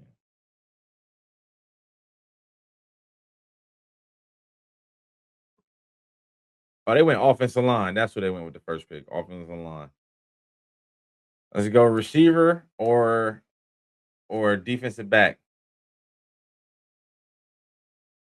KC Concepcion, wide receiver, Texas A&M. I'm telling them, like, yeah, receiver for sure.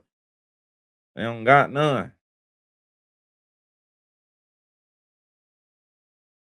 It's my man from the all name team, Mr. KC Concepcion. Uh, what I will say about him, 6 foot 196. He is uh like electric. He electric before he get the ball. He electric after he got the ball.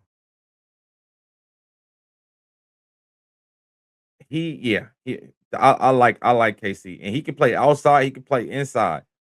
I don't think he has to pick one. I mean, obviously teams like to, but he can definitely be a movable piece on your offense. He got outside and inside ability, but when he catch the ball, it's like he shot out of a cannon, bro. He be striking, and this is a good pickup. They definitely needed a receiver. They need somebody to run after catch ability so that you can just get the ball in his hands again. If they want to find out if one of these quarterbacks is the franchise quarterback of the future, you got to put something around them and not let them walk out there what they walked out there last season. And this helps out a lot. Adding Fano and now adding Casey Concepcion. That's beautiful. Beautiful. But as y'all can see, smooth route runner, very good with the run after the catch. Y'all gonna see some of the contact balance too. He's really good. But just a great player overall. I think this is a really good pick. Um, and he got like a speech impediment too. And like I love that he like, he embraces it and they be like, he was like, they be telling me not to talk. He was like, and then when I get on here and talk, he's like, I know they make feel like I get made fun of all the time. He was like, but I don't trip because I'm just letting the other kids know like it's all good. Like, you know, I'm working through it. So it was cool. It was during the draft. It was a cool little spill. But as you can see, when he like you said, you see explosive before the ball, explosive after the ball. Look.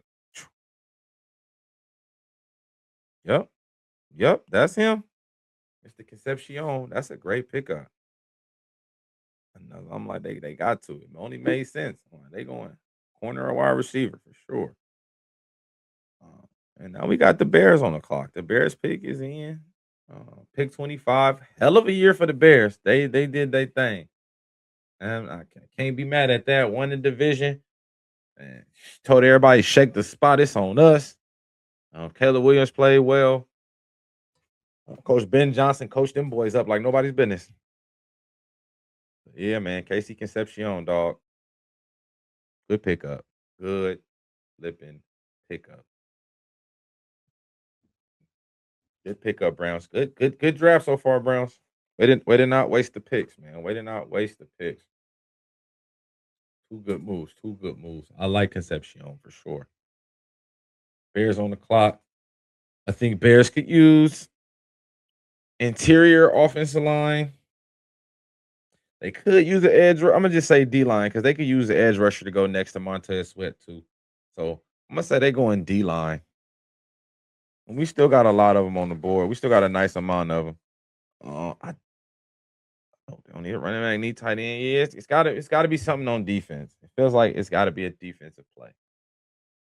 With me just looking at who they added over the last 2 seasons, I feel like that's gonna be it. I feel like they in the line for a defensive play. That's what it feel like to me personally. Bears could go defense.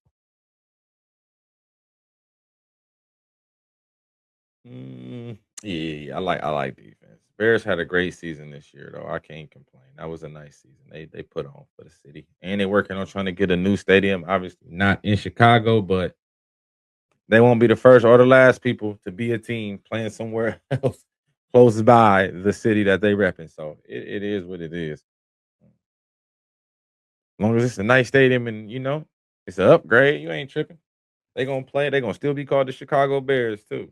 Still the monsters of the Midway, all of that good stuff. But they're gonna be playing in Indiana because he's an Indianimal. But who we think the Bears taking? Like I said, I think it's D line for the Bears. I think they need to go defensive line, help out the trenches, unless they want to go O line. You never can have too many offensive linemen. But maybe defensive back. I know they did lose CJ Garner Johnson. They did lose Kevin Byard. I think they did retain Jalen Johnson, the corner. They still got Stevenson as well. They got nope, they let both of them go too. Yeah, Tremont Evans gone. So I think they go defense. I think the Bears go defense with this pick. I think they invested in the offense a lot last year through draft and through trades. I think this pick should be a defensive player anywhere. Like I said, safety looks like it could be the move, and we named a lot of safeties. Dylan Thieleman's still on the board. Emmanuel McNeil Warren is still on the board. So either one of those guys would do very, very well in this situation to be a safety. And again, they ranked in the top 20, both of them. So that'd be a good pick for either one of them. You still got the corner there, Jamar McCoy, who's like I said is falling because of that ACL injury. It must have didn't kind of test right when they tested it out there. It must have didn't get some good reviews back from the docs.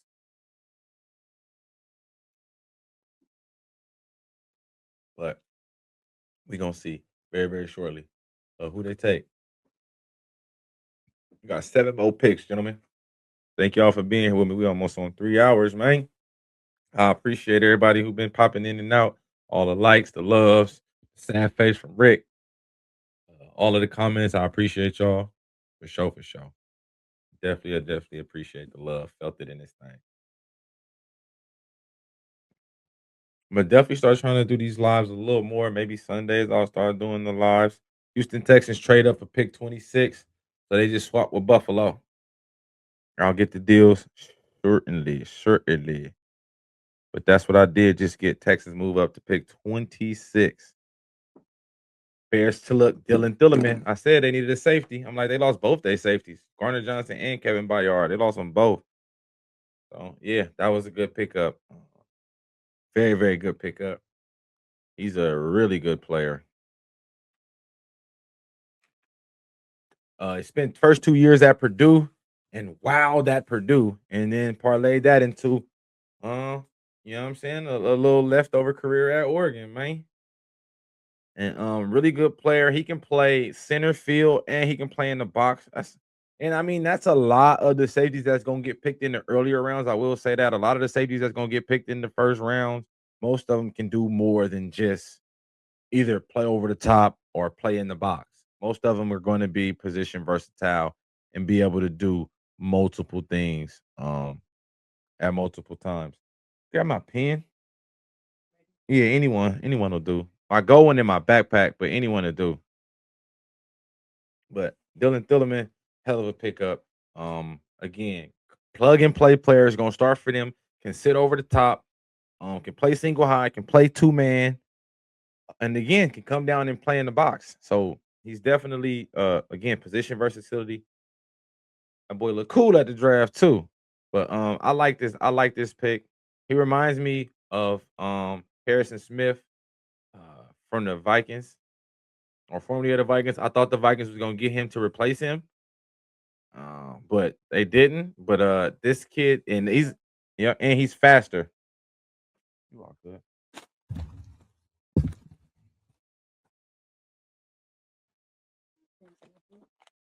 I forgot all about that, bro. Thank you, babe. But you already know. He's from the mountains of the Caucasus. Hey, let me hold on. Let me give him some PT though. He cold though. I ain't even gonna lie. Every team need them a cold white boy, at least one, and he one of them. Rangy can play sideline to sideline, bro. Ran 4.3 at the combine, and when he get to you, he another one of them players who get to you with bad intentions. But again, rangy safety dog can play sideline to sideline. Ran the 4.3 at the combine to let you know that he is like that. So yeah, it's gonna be a good look. It's gonna be a good look. This is gonna be fun. There you go, blitzing again. He can blitz too. Like I said, bro, these safeties in this part of the draft, you got to be able to do it all. You can't just do one thing. You got to be when you getting picked in the first round. You can't just like I said, you can't just sit over the top. You can't just play single high. You gotta you gotta be able to do something. And again, this kid is like that. I really like his I like the energy he play with. He play like his hair on fire. I know we like to say that. But he definitely plays like that. As you can see, reads the quarterback eyes, cuts the ball off. Quarterback never sees him, but he sees the quarterback. Super instinctive. Decent ball skills too. But again, can play over the top, can cover in the slot in man coverage. Again, can play man because the 4.3 speed. Because the 4.3 speed. So again, he can still play in the slot, play some cover in the cover slots and tight ends. Then can go out there. I got you. Thank you. Then can go out there and really cut a rug. So I really like this. Really like I like this pick for them. I like this pick for the Bears. They need again, they lost both their safeties in the free agency. So you definitely need one. I like the corners they got. I think Gordon is still there. Cal Gordon from Washington. I think he's still there. I think they might have repaid him. He's good in the slot. And they still got Jalen Johnson and Stevenson outside. So You add Thielemann over the top. I think this is a big pickup for them. He helps them boys out tremendously. Plug and play player from, in the words of Paper Chasing Joe, from the Caucasus Mountains. But he ain't nothing to play with, though, as you can see. And that's why I say he's multi versatile. That's why I do like him. Pick him up and dump him. He cold. He cold. He cold. Nah, he like that. Like, that's why I said that energy, cuz that energy, that energy is real. He play like that in the game. Like, him players make up, like when the offensive player make a play, they come to the sideline, he running over there to cheer him on. Like, he likes that energy. And that's, like you said, that stuff is contagious. So this is, yeah, that's a man, he a good football player. Good football player. And look, center field. That's why I'm like, you see him. I play center field. I can play in the box. I can cover in the slot. Like, again, you got to be able to do it all now in this day and age in league. And then who was that? The Texans just picked, and they took Caitlin Rutledge. And there go another trade. Another trade. 49ers just traded they pick. Trying to see who did. To the Dolphins. Dolphins traded up. So I'm trying to see what they traded for. But Caitlin Rutledge, offensive guard from Georgia Tech. Again, a mauler. Angry man. Very angry man. I'm going to say that. Very, very angry man. Wait till I get his highlights. I got y'all. This dude's a mauler. He one of them linemen that, to folks who really play O-line, he one of them O-linemen you hate playing against because he gonna do just a little extra. When I push you on the ground, I'm gonna push your damn head in the ground. I might, and I ain't and not dirty, because I don't think he a dirty player, but he play to the whistle and sometimes through the whistle. And I don't mind that. As I'm letting you, I don't mind that at all. Go be, that's what you're there to do. You're there to be a goddamn hog molly. But again, I think a lot of the players that the Niners wanted, two things: either already here or all the players they wanted are still on the board. So they're like, we can move back, get some more picks, and still have the pick of the litter at our guys. And I think that's more so what it is, because I think they want a wide receiver, and it's still a bunch of wide receivers available. Yeah, some of the top ones gone. But again, Boston is still here, and that's the guy I think fits well with them, and he compares to Mike Evans. So that would be something fun for them to kind of, play with a little bit like that. Or maybe they go Amari Cooper from Indiana, who Omar Cooper, my apologies, but they've been talking about him a lot. Again, Denzel Boston out of Washington kind of reminds me of Mike Evans, Roma Doomsday in that build. So maybe they wait on him and they trade back and they get him. But they got picked. They moved back to pick 30. Yeah, that's a win. That's a win. That's a win for the Niners for sure. Still haven't got exactly the news on what they traded to get that thing yet. When I get it, I got y'all. But let me go ahead and show y'all Kalen Rutledge though. Because I do want y'all to see. Cause he do his thing too. I will give. I told you he is a little extra. And that's TJ Parker. That's the dude who gonna potentially could go in the end of this first round early day too. That's not no slouch. You know what I'm saying? That is, yeah, that's Peter Woods. Peter Woods gonna be a first round D tackle in this draft. Like, and that's not Peter Woods. And Peter Woods on that Clemson team too. He got some of that too. That's Peter Woods with that 11 on that he's blocking. Like I said, Keelan Rutledge is a good player, bro. He's a really good player. And again, he got mitts. Look, this Georgia. That's Georgia. Them Georgia boys too. And that's why I knew he was a borderline first. I kind of was hoping he went day 2 because I kind of wanted him. I would have took him with our second round pick, with our early second round pick, because we do need a right guard. And he would have plugged and play, and he would have made our offensive line nasty. But it's a good pickup, though.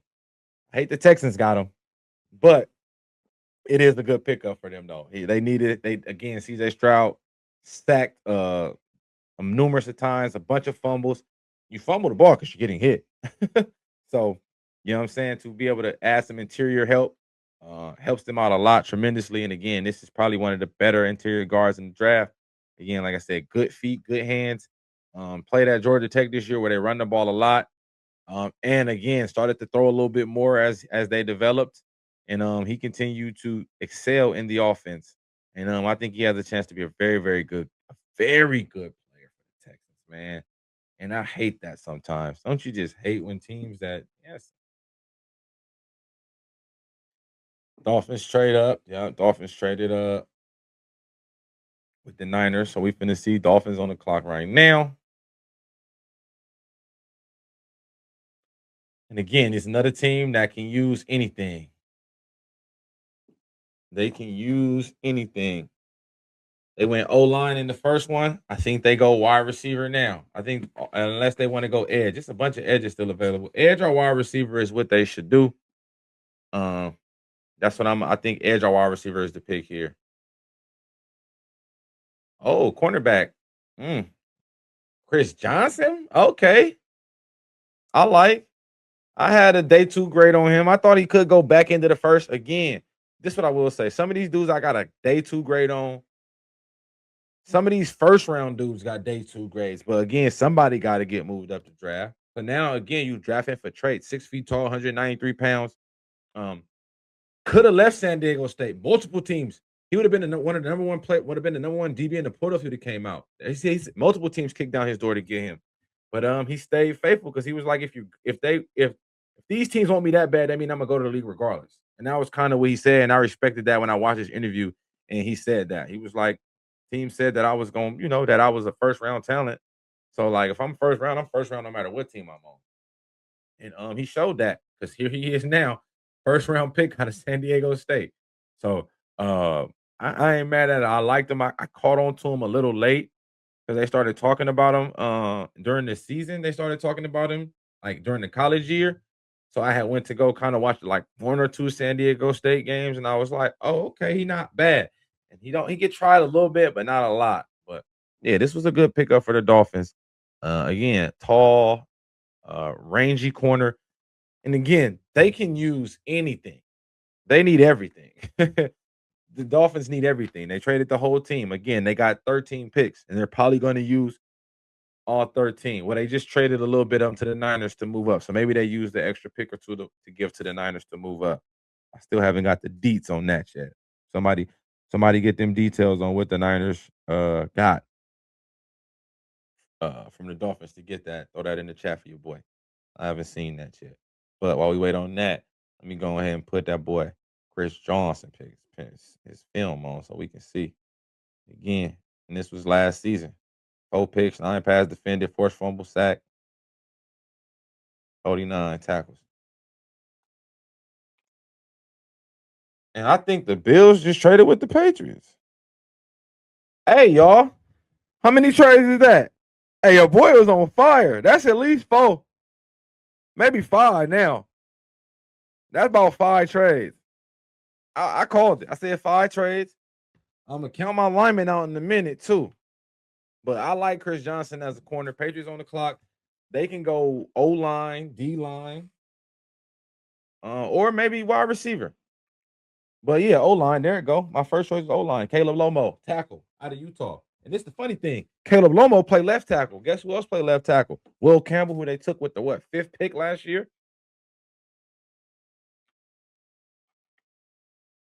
Short arms. Short arms. So we gonna see. But again, another lineman. How many linemen I said? Between 9 and 11 linemen gonna go in the first round. We still got 1, 2, 3, 4 picks left. Come on, man. I'm doing all right. I'm doing all right. I am doing all right. But again, Chris Johnson is a playmaker, baller. Uh, again, very, very good pickup for the Dolphins. Again, plug and play player. But now we'll talk about Caleb Lemieux, 6'6", 323. Again, played left tackle. Is a left tackle. So I wonder what the conversation with Will Campbell is. I know Vrabel came out and said Will Campbell's still a tackle. Maybe you're gonna move him to the right. Maybe you're moving Lomo to the right. I don't know. I ain't judging. We gonna see. Lomo has right tackle ability too, though. So you feel me? It's not like he didn't. So that's what I can say. He do got that position versatility where he plays some right and some left tackle. So I think that just depends on. I think they're gonna let him compete for it. I'm not even gonna lie. I think they're gonna let him compete for the spot. I think that's what the move is. I think it's, hey, let him compete and let the better man win. And if Lomo's the better man, then will your ass go in the guard or you go in the right tackle? And then vice versa. So I think we into a good camp battle that we didn't Vrabel didn't say was coming, but as we can see, bro, that's a camp battle all day. That's a camp battle, and it's coming. So we're gonna see. We're gonna see though. But Caleb Lomo, that's two tackles from Utah, gone. Two DNs from Miami. You know. Oh, and then Buffalo traded. Uh, yeah. Buffalo traded pick 28 to New England for 31 and 125. They still ain't told me what the Niners traded back for. Any of y'all see that?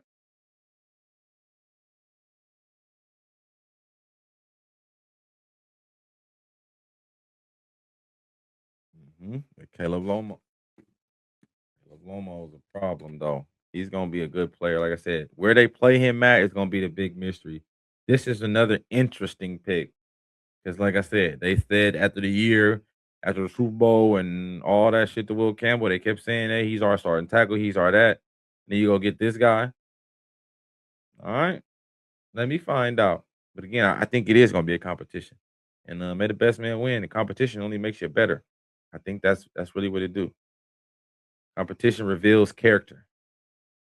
So how you gonna handle competition? And I'm excited to see that. That's an interesting pick. Vrabel, I see you, Vrabes. I see you.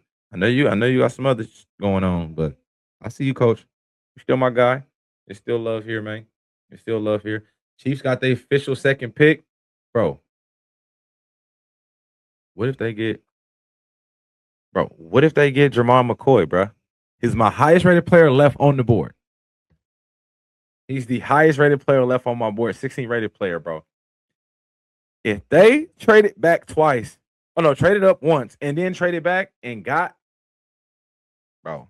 I mean, if they able to get both the if they're able to get initially the top two corners in the draft, bro, the Chiefs might have won, bro. If they're able to do that, the Chiefs might have won. But we gonna see. It's still some other. They still could use an offensive lineman. They could use another. They could use the edge rusher to put on the other side of George Karlaftis. You could also use a D tackle to put next to Chris Jones. We gonna see. We're gonna see. This one's interesting. This one's gonna be fun. Chiefs, what you thinking, P? Where you at, P? What you think y'all gonna do now, man? What would you like y'all to do? There's still some decent players out there on the board.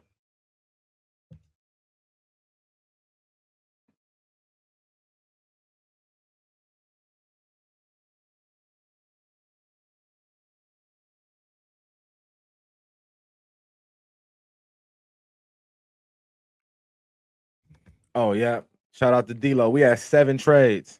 I'm telling you, I'm like, bro, I said 4. We passed 4 though. But yeah, that's cool. We here though.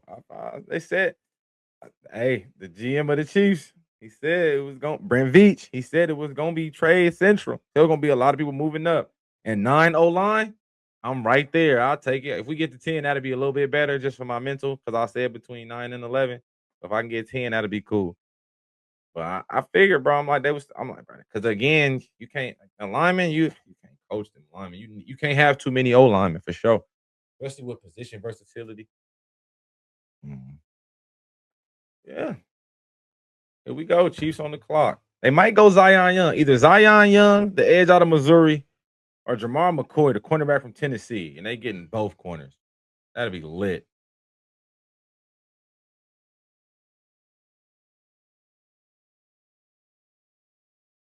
Peter Woods, D tackle Clemson. I said put somebody next to Chris. That's a good one. That's a good one. Ooh. And then the Jets just traded up with the Niners. Oh, the Niners is doing their thing. Niners just traded back from 30, which means they're not picking in the first round. So Niner fans are gonna be upset. But they picking on the first day and day two.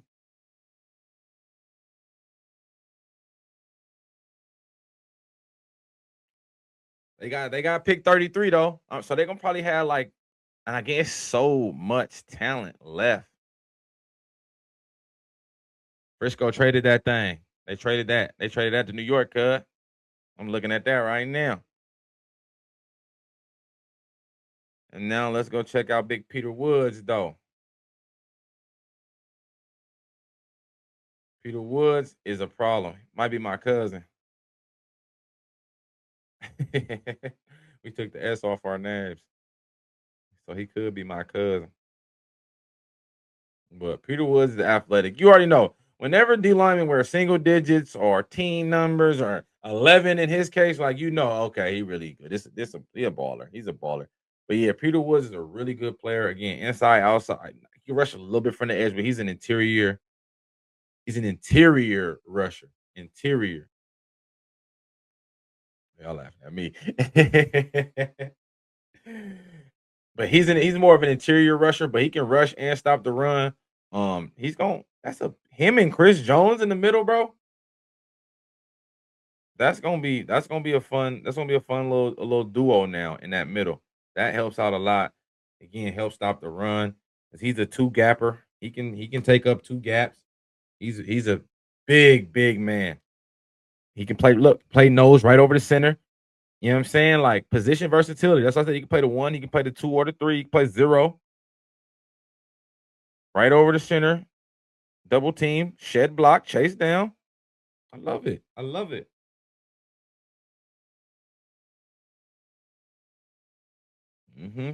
Top defensive tackle right there. Two people, shed both blocks. Shed both blocks. It don't even matter. Top defensive tackle. Yep. Stout. Stout at the point of attack. Very, very stout at the point of attack.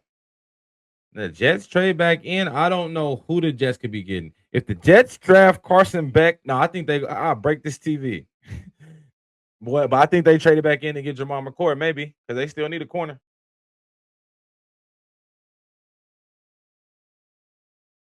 Let's see what the Jets trade up and get. Amari Cooper. They getting didn't they get the tight end? They out there cooking. They out there cooking. They out there cooking. All right, Jets. They said, and again, that means all the players that the Niners want are still here, and it's still stupid receivers on the board, bro. It's still hella receivers.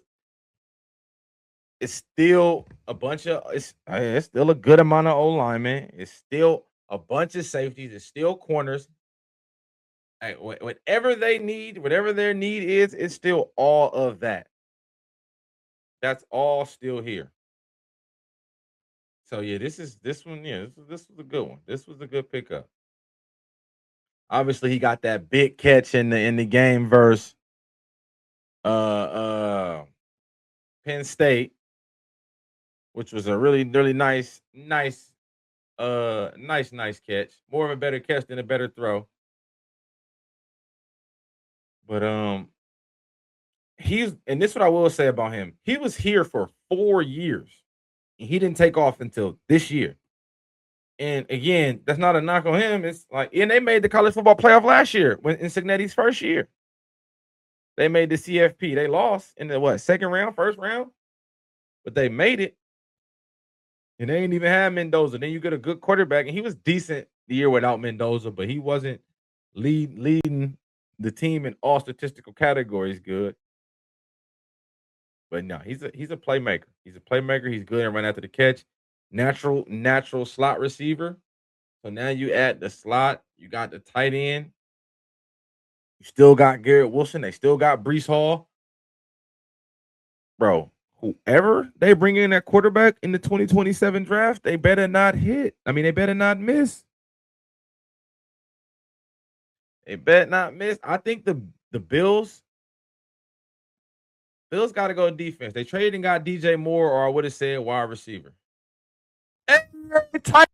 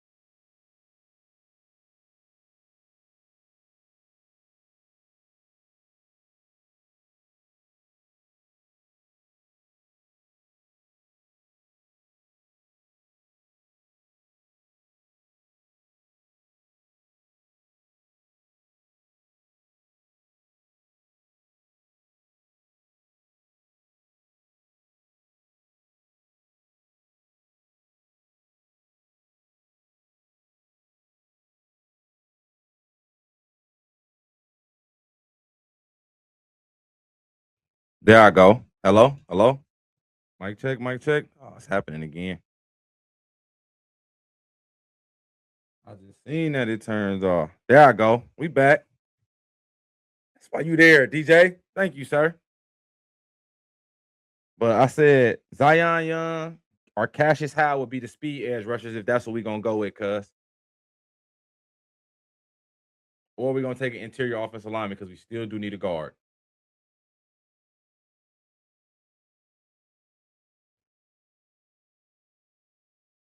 You is the man. Yeah, I'm back on, cuz. DJ put me on. Thank you, cuz. Wow. That's why I love y'all, man. Can't let that happen again, man. That last time it was tough. And it's crazy because I was just peeking down because I know the mic be tripping. Every blue moon. Yep, Keldrick Falk. I knew he was going edge.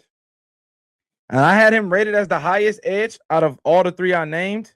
But I thought we was gonna go with Zion Young because he more of a speed. Kendrick Falk do got some burst, but he a little physical too. He went to Auburn, so you know, I'm just saying. Them SEC boys is physical. I like that. I'm not mad at that. I'm not mad at that at all.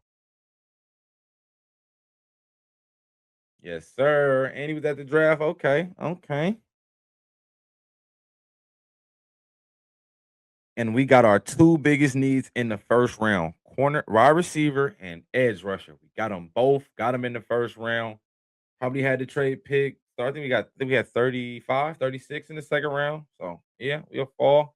But I'll find out what we traded for that if they gonna ever tell me. But yeah, this one is I don't know. I'm telling y'all, this one is different. I like him, but he not a speed rusher like I thought we was gonna get. I guess we just were like, let's go straight power. Yeah, I ain't mad at the pick. We needed an edge, and he not weak. I thought we was gonna go a speed rusher and a power rusher, but maybe Jermaine Johnson gonna be more of the speed rusher. He feel me? Because Falk he played defensive tackle too and rush from tackle. He about 275, 277.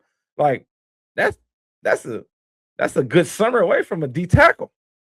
So that's why I'm like, I'm interested to see how we use him.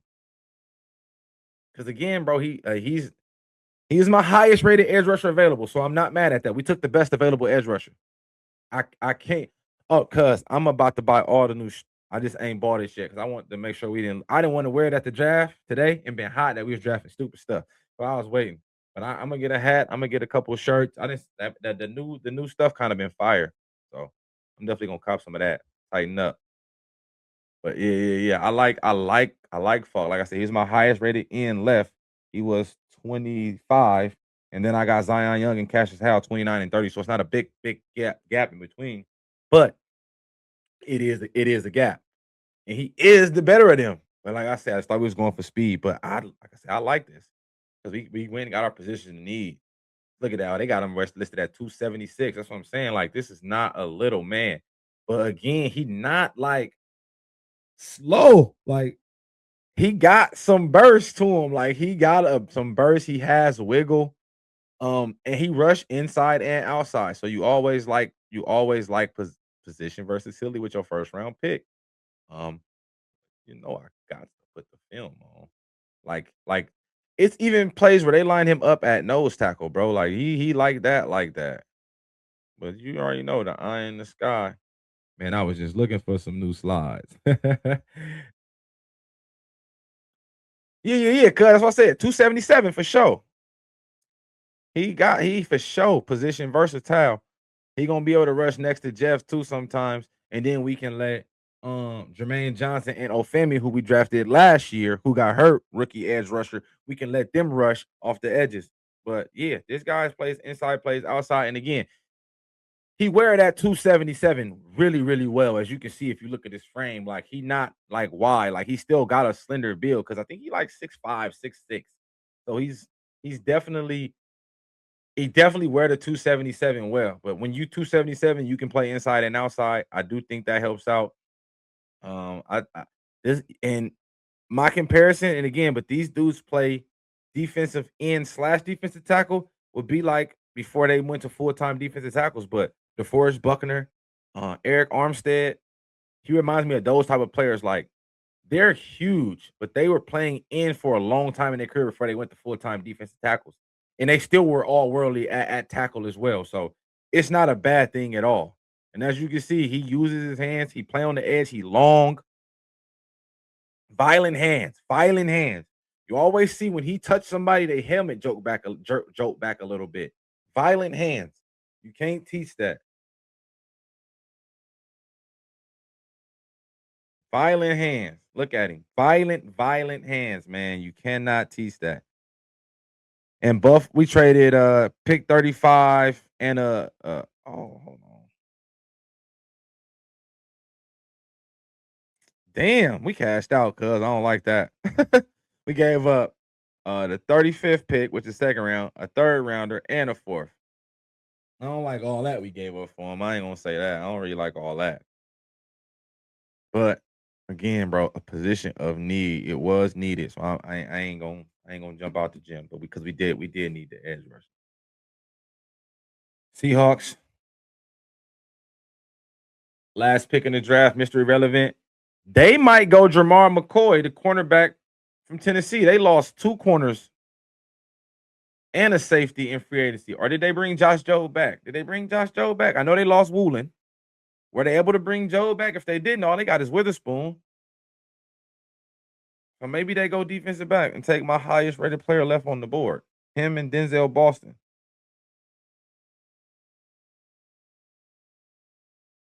And then we got Avion Terrell and Emmanuel McNeil Warren. But yeah, this guy's gonna be a problem for us. Either they all finna go. Yeah, no, this was a big pickup.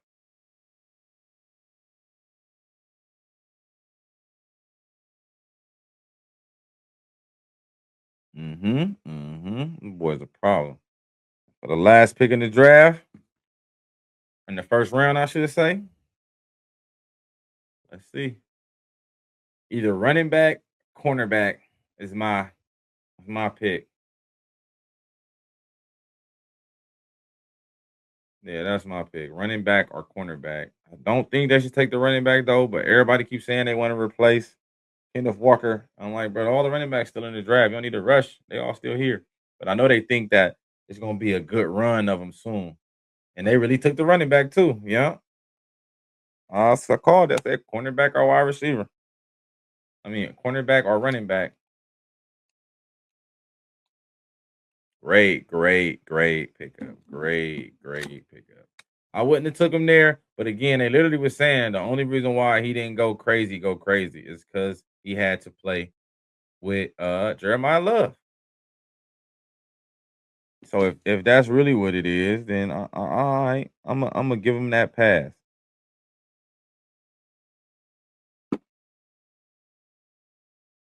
But yeah, no, he's a hell of a running back, and he's gonna be able to return kicks right away.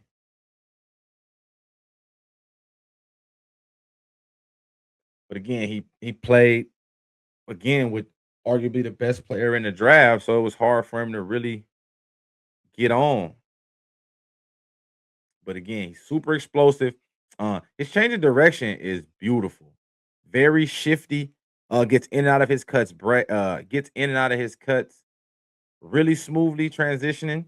Um, yeah, I think he's a really good player. I think he has a chance to again hit the field early as returning kicks and probably being maybe third string running back, returning kicks. I know they brought in a lot of backs, but I think he'll have a chance to beat him out. He's a fresh body, ain't got a lot of wear and tear because he, like I said, played behind Jeremiah Love. Um, it's Darian Price, ladies and gentlemen, last player of the draft. When the last time two running backs from the same team got drafted in the first round? Cadillac and Noshawn Marino. I mean, not Cadillac and Noshawn, but Cadillac and Ronnie Brown. We think that's how long ago that go back? I'm not sure. I'm not sure how far that go back. I'm gonna check and do my homework. I don't remember. But yeah, look at he's explosive. I like him. He's a good back. He said, "Oh, he's decent. He's decent." That's what's gonna be fun, cuz that's what's gonna be fun to watch. Like they'll do the jersey swap their rookie year. They're gonna get the jersey swap rookie year. Like that's gonna be dope. Jersey swap home and away jersey. Make it all the way lit. But this was a good pickup. This was a good pickup. Yeah, he's gonna be a very good player for him. Very good player for these guys.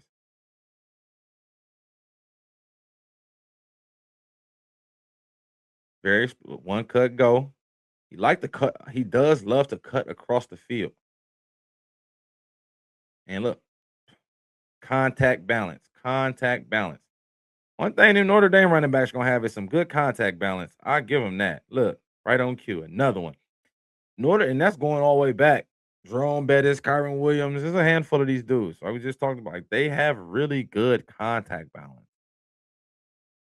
That's really good contact balance. I'm not gonna lie. That's a hell of a play. Really good play to make. Um, but hey, that's the draft, y'all.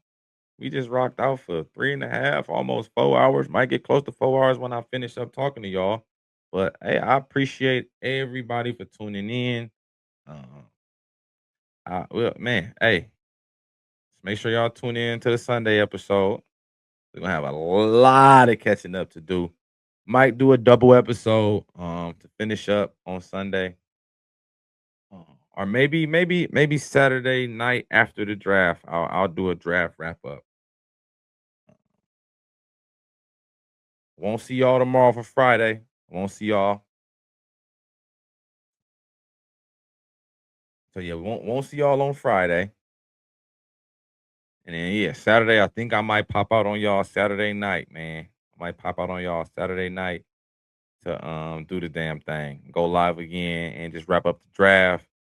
Talk about, all that good stuff. But we'll see. If not, I'll do it on Sunday. Sunday night. We can do it all and wrap it all up. Sunday night delight. But you already know, stay tuned for the Sunday morning show. To be popping, Aaron nice and early. But this was a good draft. This was a really good draft. It was definitely some motion, man. It was definitely some motion. A lot of trades. I think we ended up getting up to 9 offensive linemen. Um, I think we ended up getting 8 trades with my Titans. Ended up trading back in there, so I was double off of what I thought.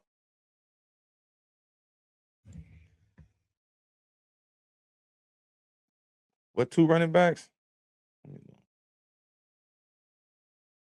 Said Najee and who? Oh, they ain't playing on the same team. Najee and ETN, they didn't play on the same team.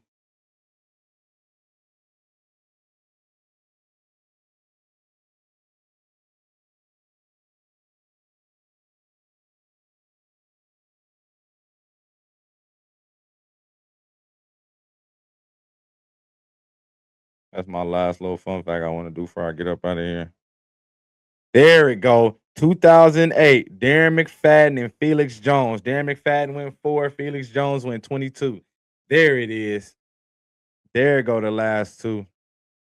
And then before that, I think it was Ronnie Brown and Cadillac Williams. This was great. Hey, again, I appreciate everybody that commented, everybody that came through and said something, everybody that was guessing the picks with me. I hit on a soft like I'm gonna say close to half the picks, bro, in the draft. I think I did decent. I'm gonna rewatch this and see. But again, thank you to everybody who tuned in. Love, peace, and hair grease. Love, live life, and Tupac.